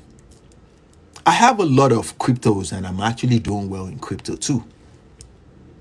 And I staked majority of my cryptos. But this is where it gets funny, that is actually shaking for the future for me, that I'm actually frightened about. The fact that the American government and the Central Bank of the United States, they said they want to create their own crypto. The crypto of the dollar, not the USD dollar that everybody has, because I have a lot of USD that I staked. It's actually $80,000 that I staked. But the US government said they want to create their own digital currency, and they will force it on everybody. I strongly believe that if they do that, that would decrease the value of the current cryptocurrency that we have now. I'm frightened. I'm frightened. I don't know what to do. I'm not selling any of my portfolios because it might be just a fluke. I don't know. It might be true. It might not be true. I don't know. So FFFGHJJF, my man. When you were building your credit, did you always max out the credit before paying it back? I did that first, but then I learned something about credits that they don't want you to max it out because it shows that you're not supposed to max it out. No, you're not supposed to max it out. That was the reason why I went to that credit union. Remember, they gave me $500 when I first started. That was the reason why I went to meet that credit union to borrow $1,000. I wasn't maxing it out. Don't do that. It's not, it shows that out of those 500, you want to spend at least 350. Yeah, and leave a little bit and pay it back. So, what I do now with my American Express is when I spend money, out of, let's say, in the platinum American Express that I have $500,000 in there.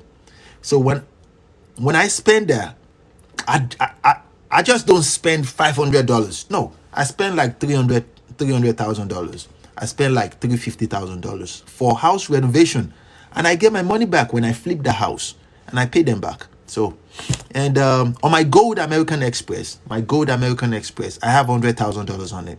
So when I spend this money on it, I use it because I requested for it. Now, you want to have a rapport with them and have a good credit. Good credit is actually very, very good for you guys, though. Good credit is actually very, very good. I would encourage any man to work on his credit, though. Before you start investing on yourself, you need to pay off your debt or anything. You must. It is actually very, very good if you want to make money. Because the money you use to make, to build your investment portfolios, it is not your money in any way. It is not your money. The money belongs to the United States government, and they will gladly give the money to you.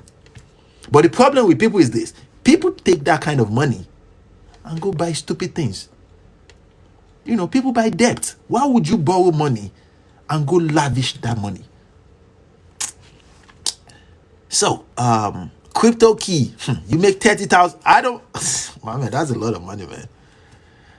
That's a good one. So, Cold Panther, I'm a self-taught developer from Kenya. I wanted to ask which tech companies can cover for your visa.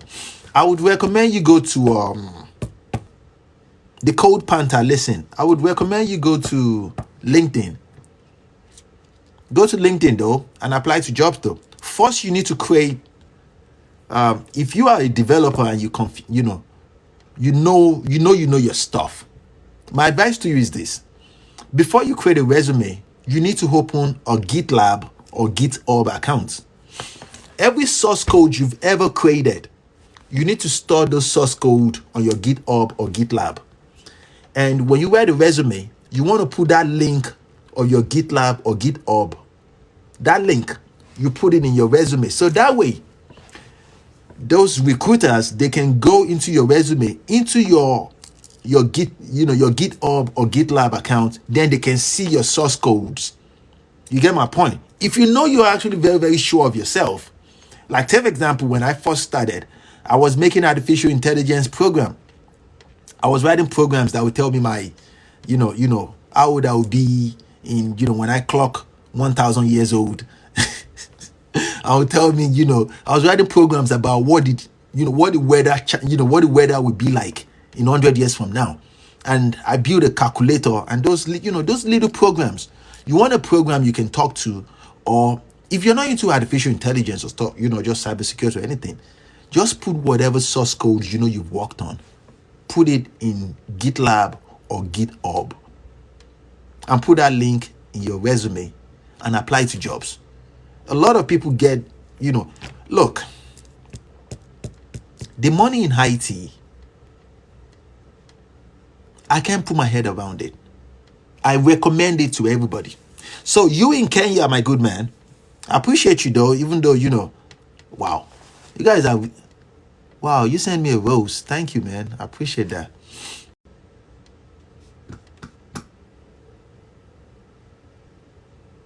Oh, God.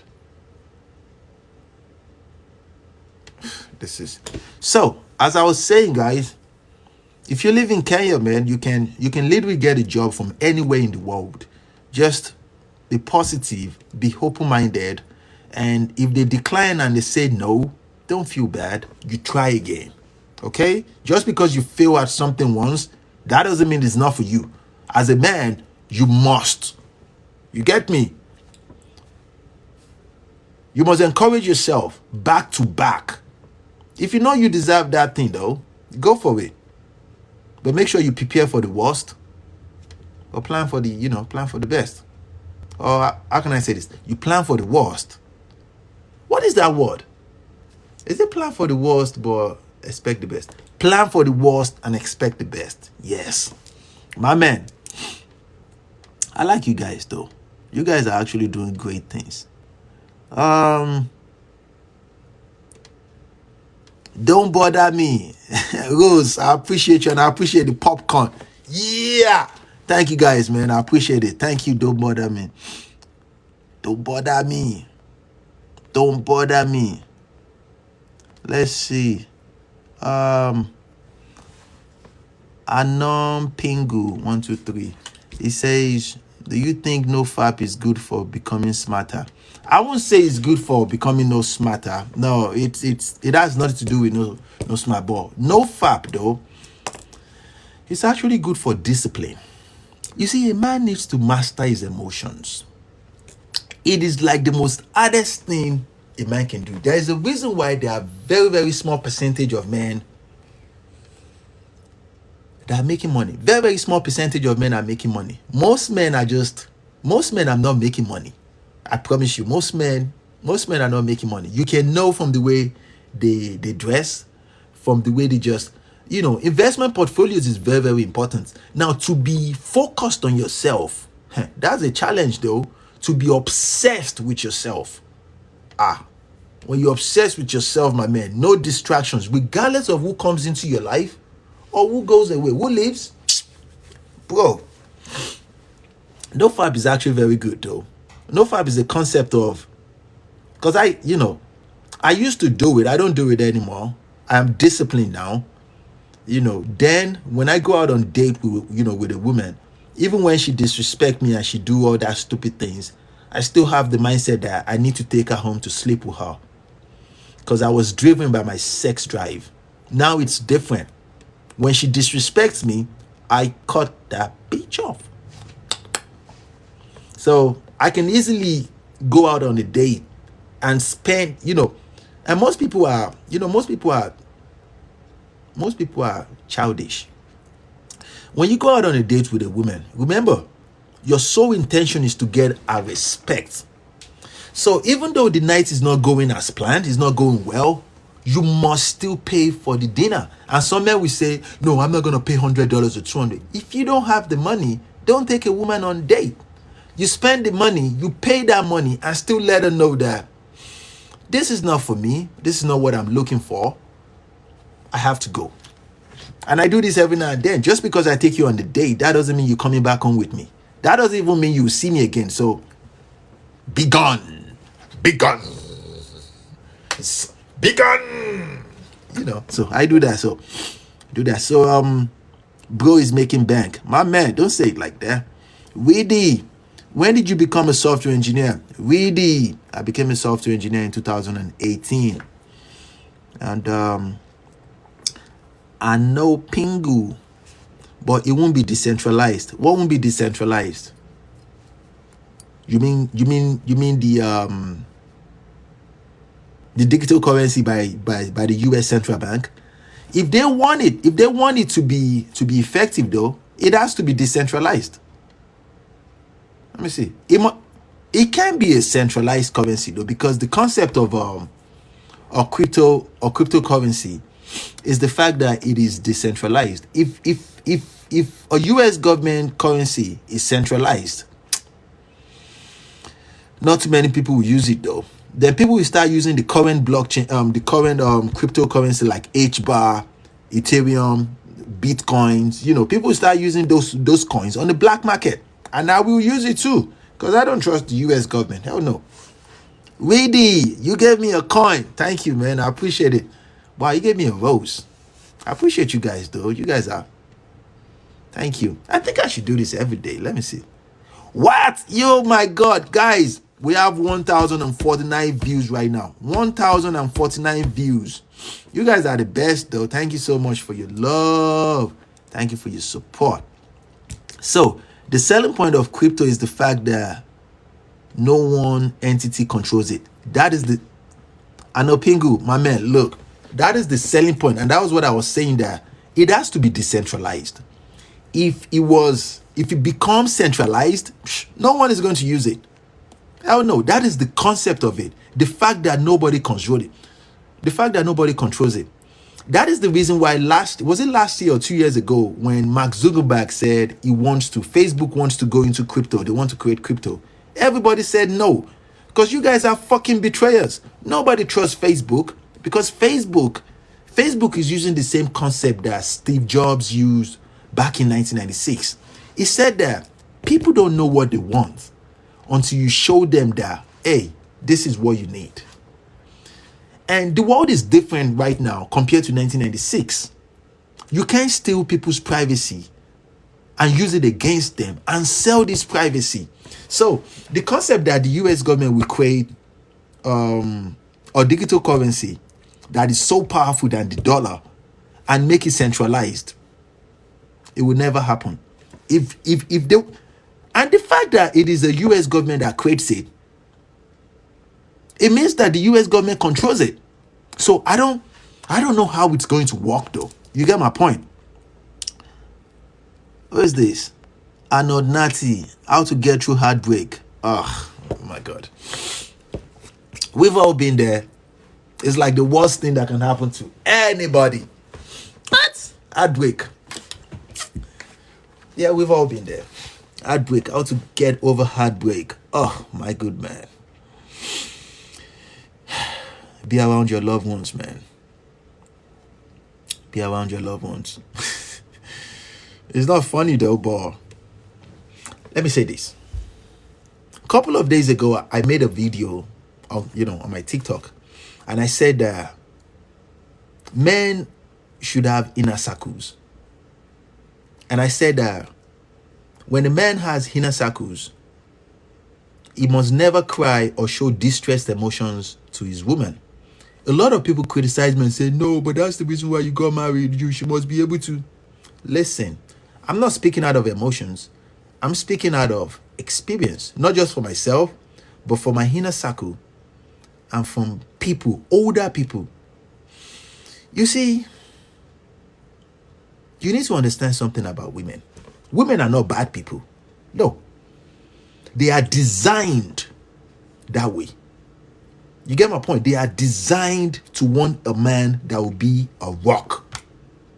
There can only be one emotional being in that relationship. Just one emotional person. Just one. Regardless of what society is trying to portray,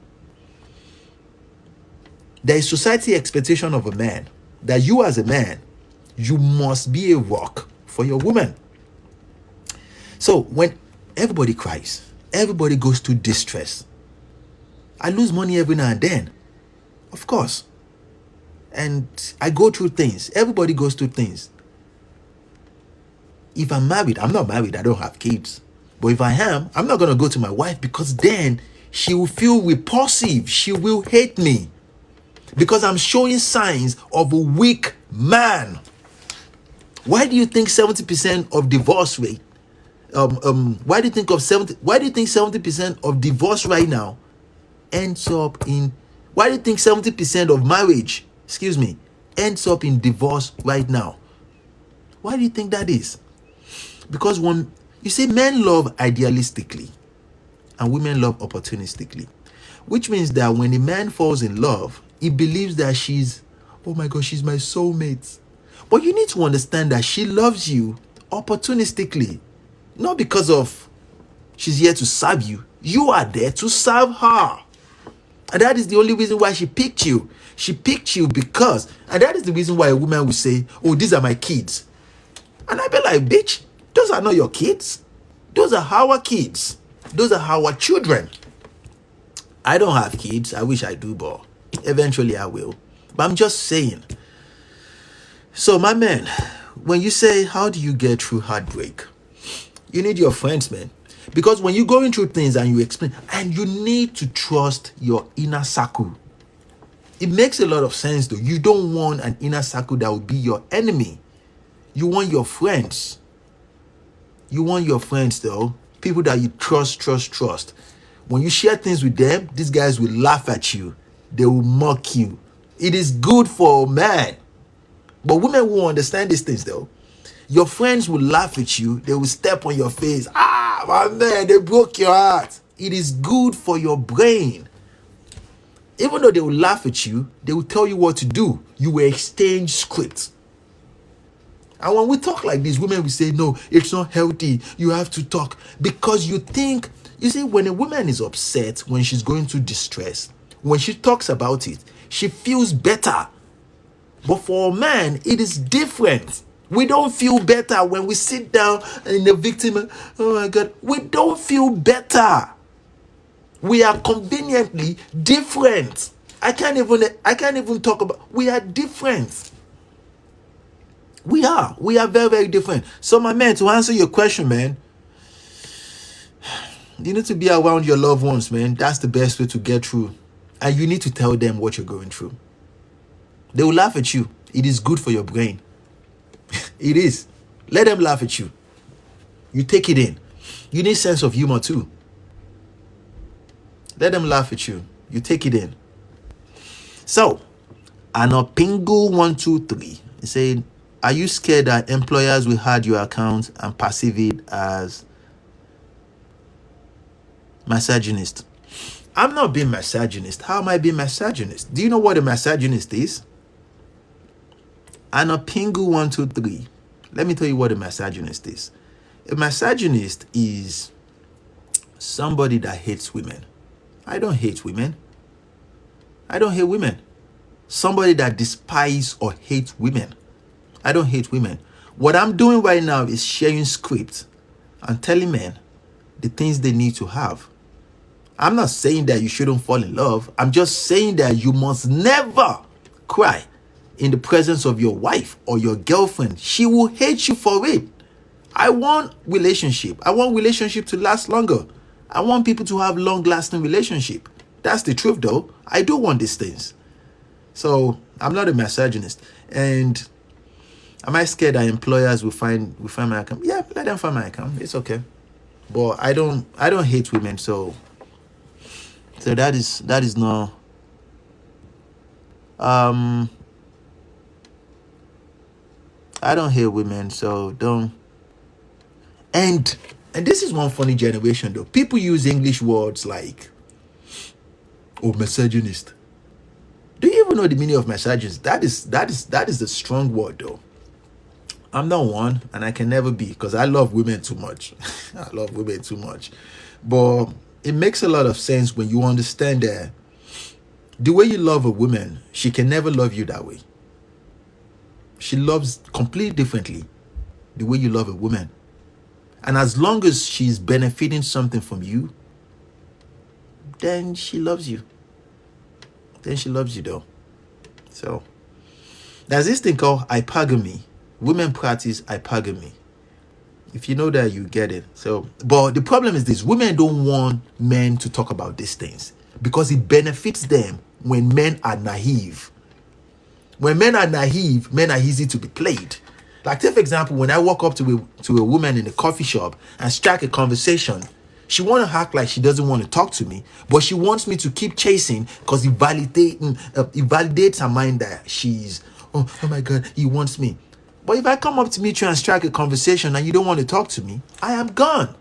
And even if you come to meet me next time, I will tell you I don't want to talk to you. That is not me. That is not me being a misogynist. That is me respecting myself. Okay. Kende says advice on making money in college. Kende 2134. If you want to make money in college though, you can sign up for Fiverr. Fiverr is what do they call these things? Fiverr. When you give service to people for money, you can do anything. Just go to Google and type service I can provide on Fiverr. You make bucks, you make money from it, from Fiverr. If you know you have a service or something, maybe a copywriter, graphic design, or all those things, you can charge $10 per act. And everybody should be doing this, man. So that's one of my suggestions for you, if you can do that. So PP_563, he said, love your energy, brother. Thank you, man. Love you too, man. Thank you. So really, I'm making the switch from IT software support to software engineer. That's a good one though. That's a very good one. But like I said, really, you need to write down the departments you want to go to. Do you want to be data? Do you want to do cybersecurity? If you want to go data, do you just want to be a data analyst, or do you want to be what do they call it? Do you want to do machine learning? Do you want to do artificial intelligence? You make good money, a lot of money, if that is what you want to do. Or do you want to be a developer? A developer, man. But do your research, man. But I'm pretty sure you got this, man. And best of luck, really. And really, thank you for the rose, though. I appreciate it. Thank you so much. Boyo BT, please give insight on Web3. I don't know much about it. Web3, though. Check this out. I can't talk about Web3 without Web2 and Web1. During the inception of the internet, back in 1994, even though the internet started in 1983, in 1994 was when companies started migrating into internet, which is the concept of, okay, our business, people can stay in their home and still go to a place online to learn about our companies. That is Web 1. Web 2, Web 1 is the concept of, remember back then, I don't know if you guys remember, back then, like when I was in high school, we used to go to the cyber cafe. Cyber cafe is like a place where you pay people money and there's a lot of computers there. Then you do night browsing and all that stuff. The only thing you can check is web. and Yahoo. So Yahoo Mail. So normally back then in Nigeria, what we do is just we go there to we go there to watch just porn, because we were young, we were young guys, we were young kids. So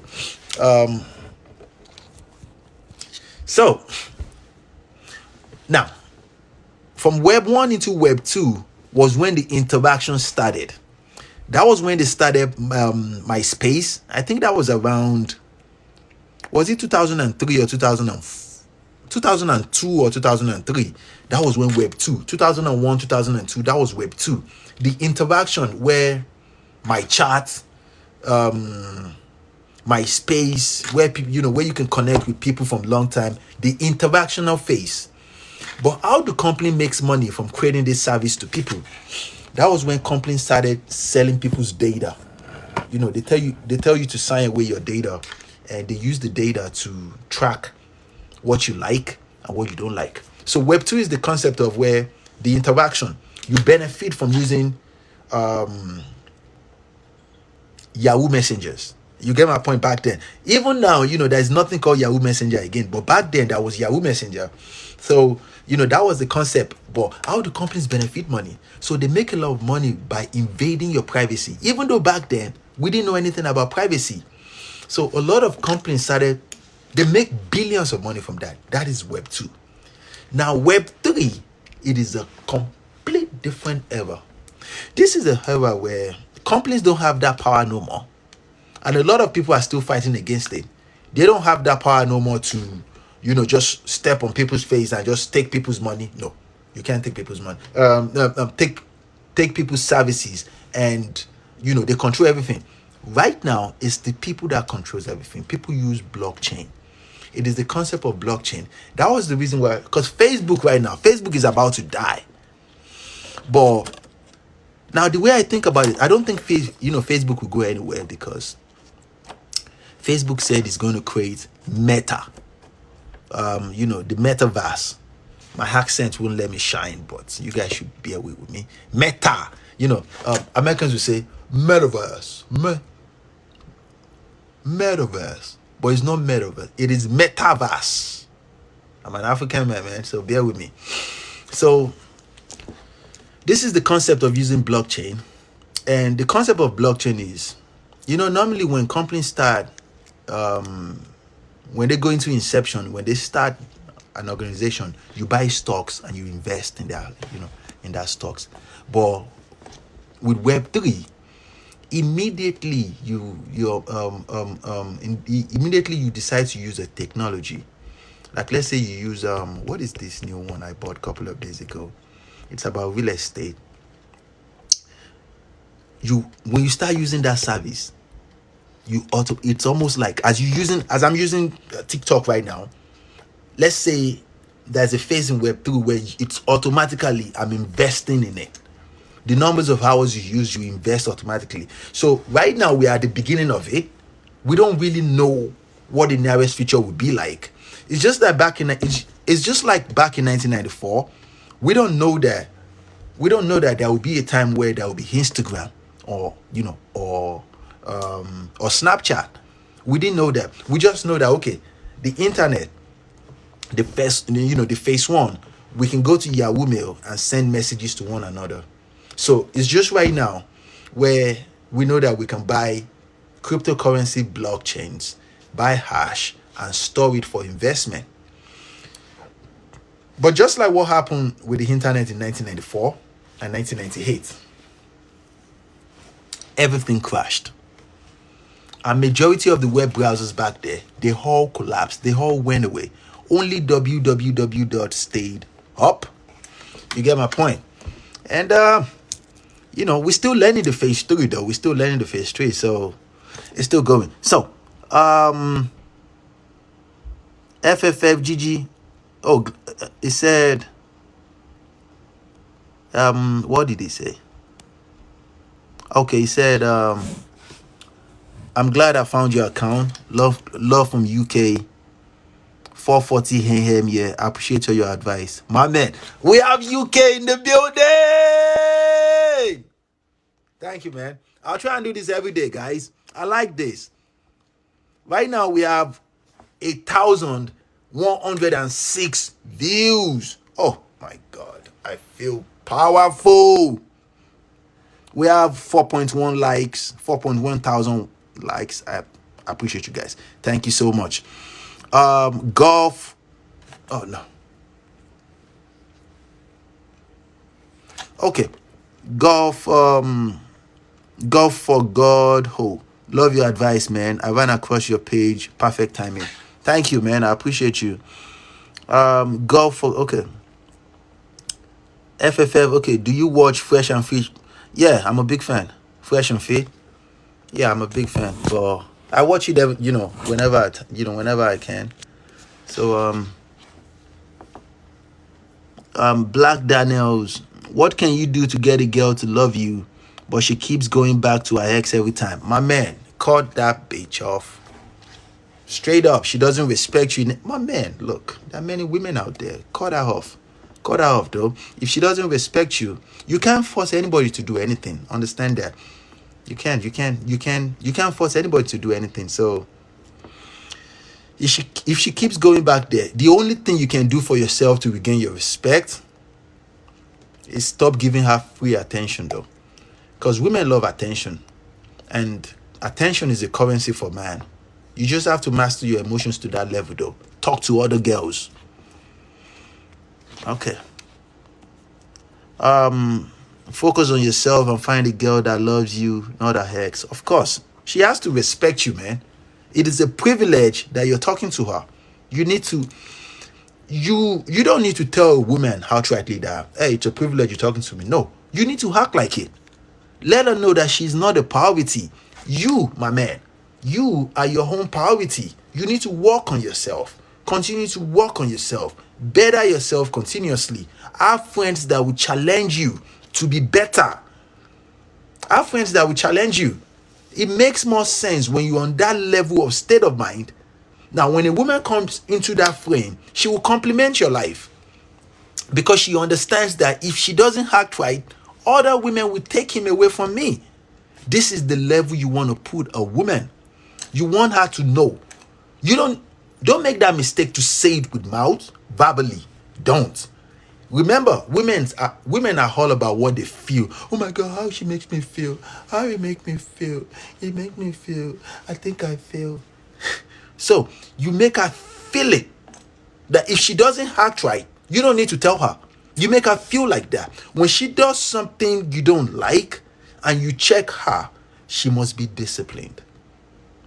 If she does it again, if she doesn't listen to you, she must be disciplined. Now, when I say she must be disciplined, don't you ever, as a man, lay your hand on a woman. Don't do that stupid things. It is only weak men that do these things. You get my point? I'm talking about the apex, the peak of what a man is. It's not just money when you clock 35 years old and you are at the peak of your sexual selection stage. I'm not talking about money. I'm talking about everything. Because then you have mastered emotions. When you master emotions, you understand what a woman is saying out of her mouth. It is different from what she is feeling. Women will say political correct things that, oh yeah, I'll date a 5'5". But no, our DNA doesn't want a 5'5" man. And if the man is 5'5", he better have something. If the man is 5'5" feet tall, he better have something to complement that height. The very, very first thing you want to aim for when you're chilling with a woman is that respect. You don't want to be that man that use your voice to speak, to necessarily talk to a woman. You distance every now and then. Distance every now and then. Give her a chance to miss you. Does she call you if she doesn't hear from you in 2 days? Does she reach out to you when she doesn't hear from you? This is how you want to be. This is where you want to be. Let her know that she's not. Don't make the mistake to use your voice to tell a woman that, no, you're not my priority. No, don't do that mistake. You won't get her respect. Remember, she won't hear you. As a man, we talk differently. So if I tell another man that, my man, you're not my priority, he hears me clearly. He understands what I'm saying. But when you tell a woman that, oh, you're not my priority, she will translate it as, he doesn't love me. Their brain is wired differently. So you don't need to tell her all these things. You need to act like it. When she says, let's say she just sends you message 5 p.m. out of the blue. Oh, I miss you. I want to see you. If you have other plans, other things in place, don't just drop everything and just go rush to her. You won't get her respect that way. Okay. Moi one. He said, are you going to be on daily? Yes, I can do that. What time would you guys want me to do live every day? You guys should drop your comment down below. Let me know. What time is perfect for you guys? All you guys in the section, let me know. What time do you want me to come online every day so we can talk? We can talk about money. And this is one thing I like about this conversation. In this conversation, we've been talking now for like 2 hours. Let me see. Oh, it's like 3 hours. I think it's almost time for me to go. We've been talking now for almost 3 hours, and we've talked about women. We've talked about relationships. Remember, I don't hate women. I can never hate women. What I just know is this: I have very, very high expectation of women. Very high expectation. Even though society is trying to make it that men shouldn't have options, it will never happen. It will never happen. I don't have to deal with you. There are many women out there that can deal with me. It is a mindset, though. Just the same way when a woman is in a peak of sexual selection, which is 23 to 27, she's entitled not to date a broke man because she's in her prime. She's entitled not to. And I would tell my daughter the same thing. Don't date no broke man. A broke man. You want a man that can love you, and take good care of you. A masculine man. And you should respect your man. Period. So, I'll be doing this every day, but I just want to know what time of the day do you guys think would you guys want me to do this every day? What time of the day? If it's good for me, I'll tell you. Let's talk. So, quiz /06-1902. I just want to be involved with tech and have time. Yeah, you'll get there, but you have to put in the work. Go get a certification or something. It's easy now than ever, though. And my advice to anybody is this: rather than go learn the old programming language, I would recommend 2 programming languages to you guys. It is easy to learn. You can learn Python. Python is used for artificial intelligence. It is object-oriented, very beautiful language, very easy to learn. And you can also learn, simplicity. Simplicity is what they use for blockchain. It is also object-oriented, very, very easy to use. With those 2 languages, you guys can get into blockchain, and the stars is the limit, my friend. Remember, everything I talk about is not to put women down. It's strictly about bettering yourself as a man. But first, you can have all the money in the world. If you don't understand women's nature, you will always make mistakes. And when you make mistakes like this, you'll be frustrated. And when you're frustrated, you will do stupid things as a man. If you're not careful, you will be violent. If you're not careful, if you don't know women's nature, you will abuse them. You need to know their behavior, though. You need to master the act of handling a woman. Even when you discipline a woman, it has nothing to do with violence. You get me?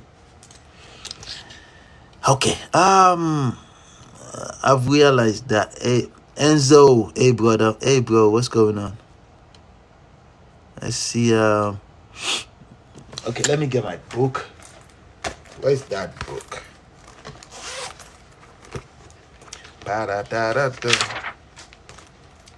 Okay, so 10k in UK. So 10 p.m. So 10k so 10 p.m. in UK.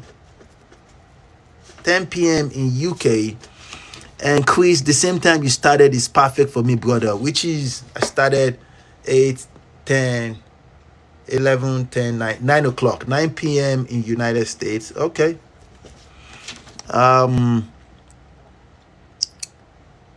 Black Daniel says 2 a.m. So 2 a.m. What? I don't know what that means, but let's say okay. So quiz 061902 says the same time you started is perfect for me, brother, which is 9 o'clock. Okay.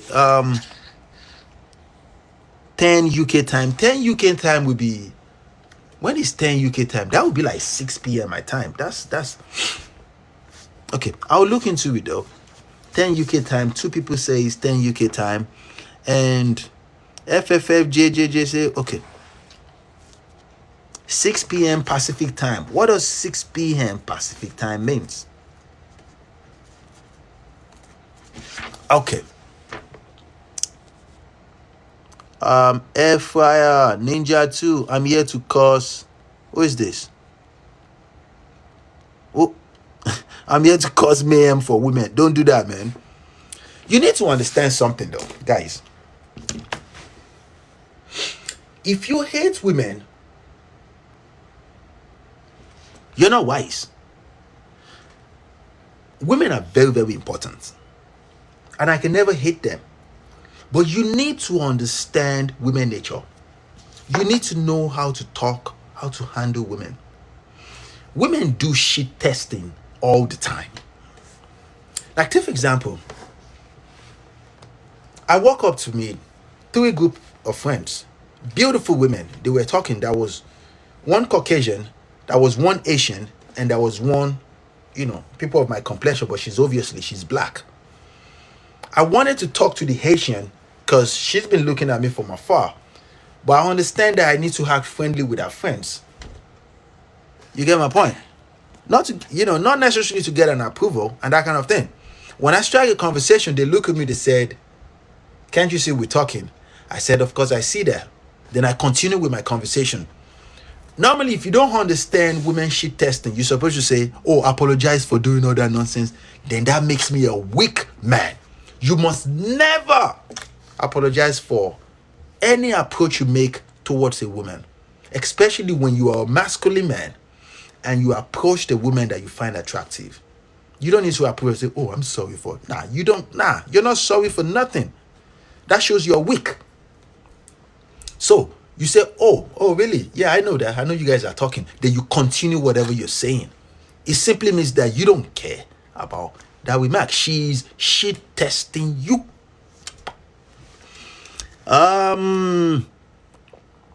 Okay.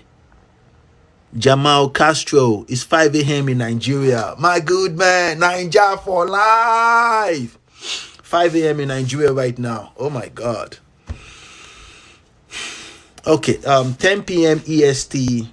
Let's see, 10 p.m. EST. I think that was the time I started.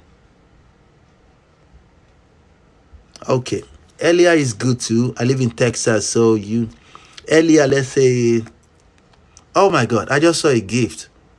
Don't bother send. What is that times 1? Oh my God, thank you. April, thank you. Why would a woman block you from everything without a reason? My man, check this out.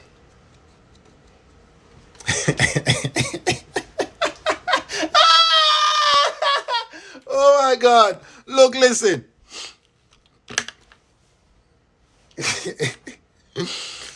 If she blocks you from everywhere, my man, you fucked up, man. You probably do something dumb or something, but it's okay. And that is what I try to teach. It is okay. It's not something to lose sleep over.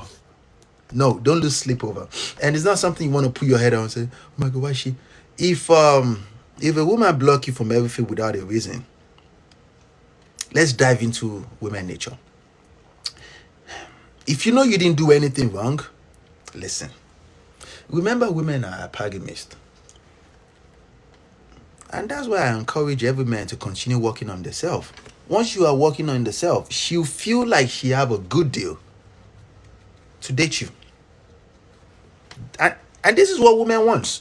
They want the best potential of men.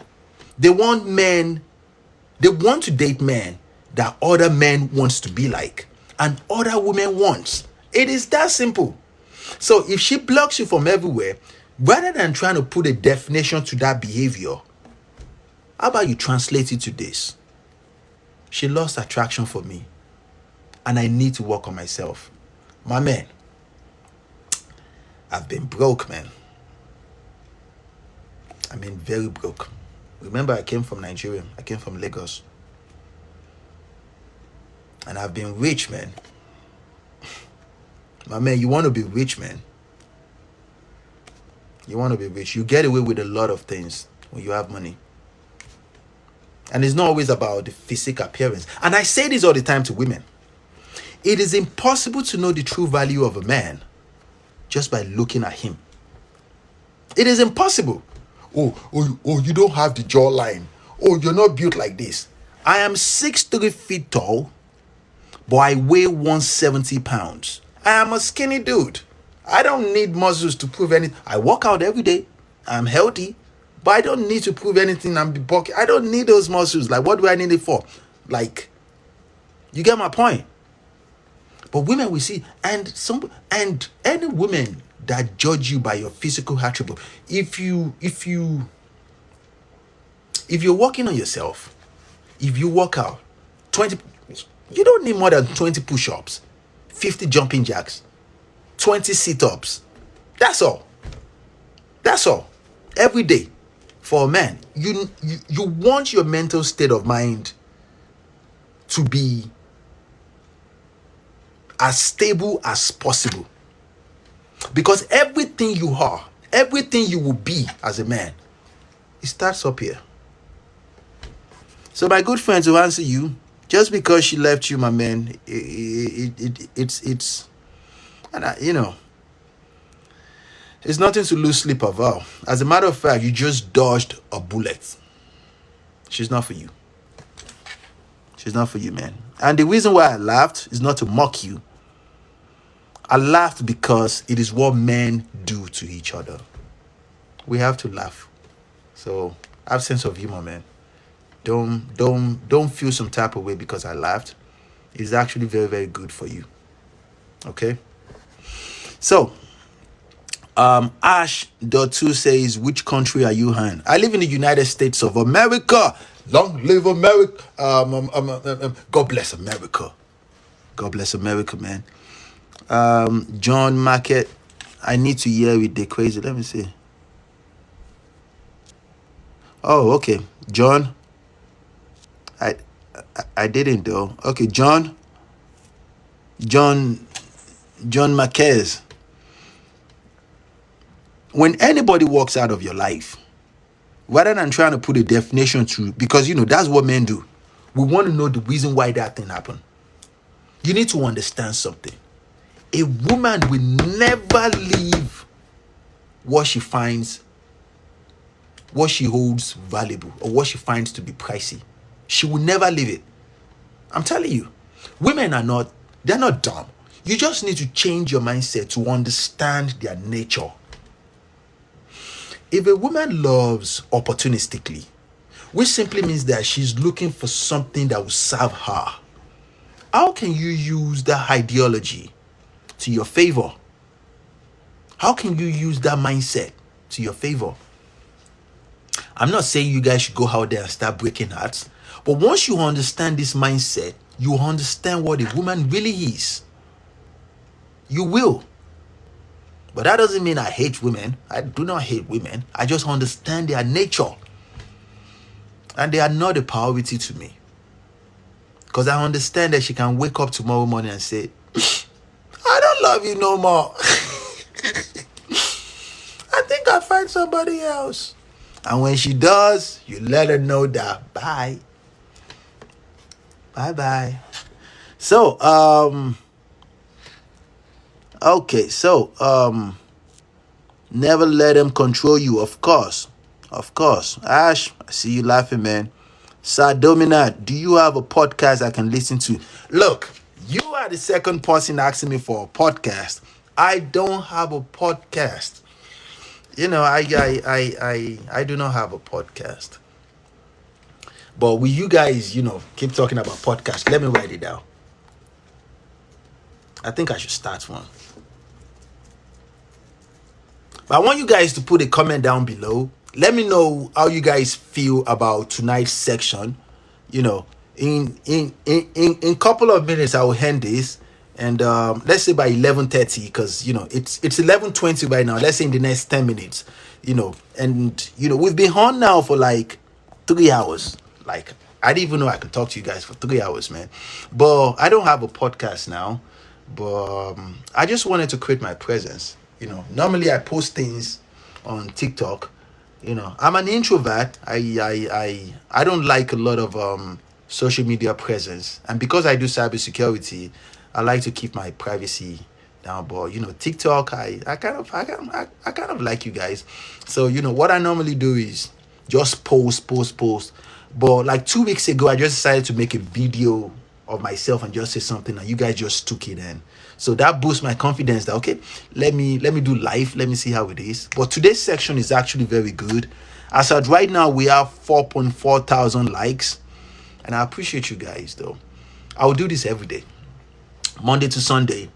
If there's any change, I'll let you guys know. So God bless you, bro, dropping gems already. I appreciate that. Ash. Let's see. Yeah, future podcast. Yeah, sure. I can work on the podcast though. But first, though, what I want to do is create a presence where, because I don't want to talk to you guys like strangers. I want to talk to you guys as my friends.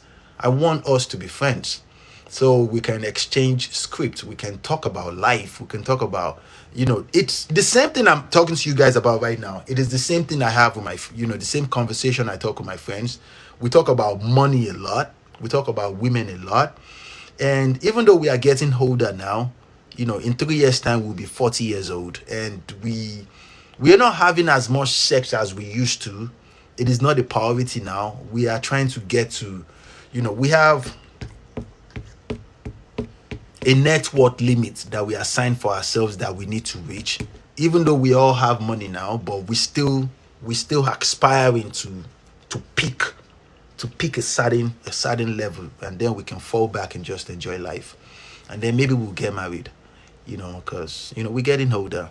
Even though we still look young, we still look young, and the girls are still they are still chopping us, like, the girls still love us though, because and it's actually very, very hard for girls to guess my age, and I don't even talk about my age with girls. So Ash said, it says, what time do you usually go live? It depends though, because I just started right now, so you guys should write this down. I live in the United States, and the time right now is 11:22 p.m. That is the time right now. I live in Minnesota, and I started today by 9 o'clock p.m. Like I said, this is the first time I'm doing this. So if you live outside of the United States or you're in Nigeria, that's like, if I start 9 o'clock, that's like 3 o'clock in the midnight or something. Or if you live in the United States, if you live in United Kingdom, or in around the UK's, that's like 3 o'clock p.m. or a.m. That's like early morning hour. So I think we should work on the time that works for everybody. Maybe I can do I can do multiple lives. Yes, I can do multiple lives though. Let's say some section, I can do multiple lives. 9 p.m. for those that can come online. Yeah. And if you live in the UK's, let's say, I want a time that fits. Yes, this is what I would do. You guys should listen. The time I will come online will be, let's say, what do you guys think of 3 p.m. in the noon? Let me, I have 6 more minutes before I go. What do I want you guys to tell me your thoughts. What do you guys think? Because I want to know when I can come online so you guys can see me. We can talk. Because I might be at the coffee shop, because I go there all the time, and you guys can see the girls I'm talking about. So we can actually, and just see my friends too. And some days, I go upstairs to the penthouse just to walk, Or, I want you guys to tell me though. Just tell me what time you think is best for you. We are friends, man. So,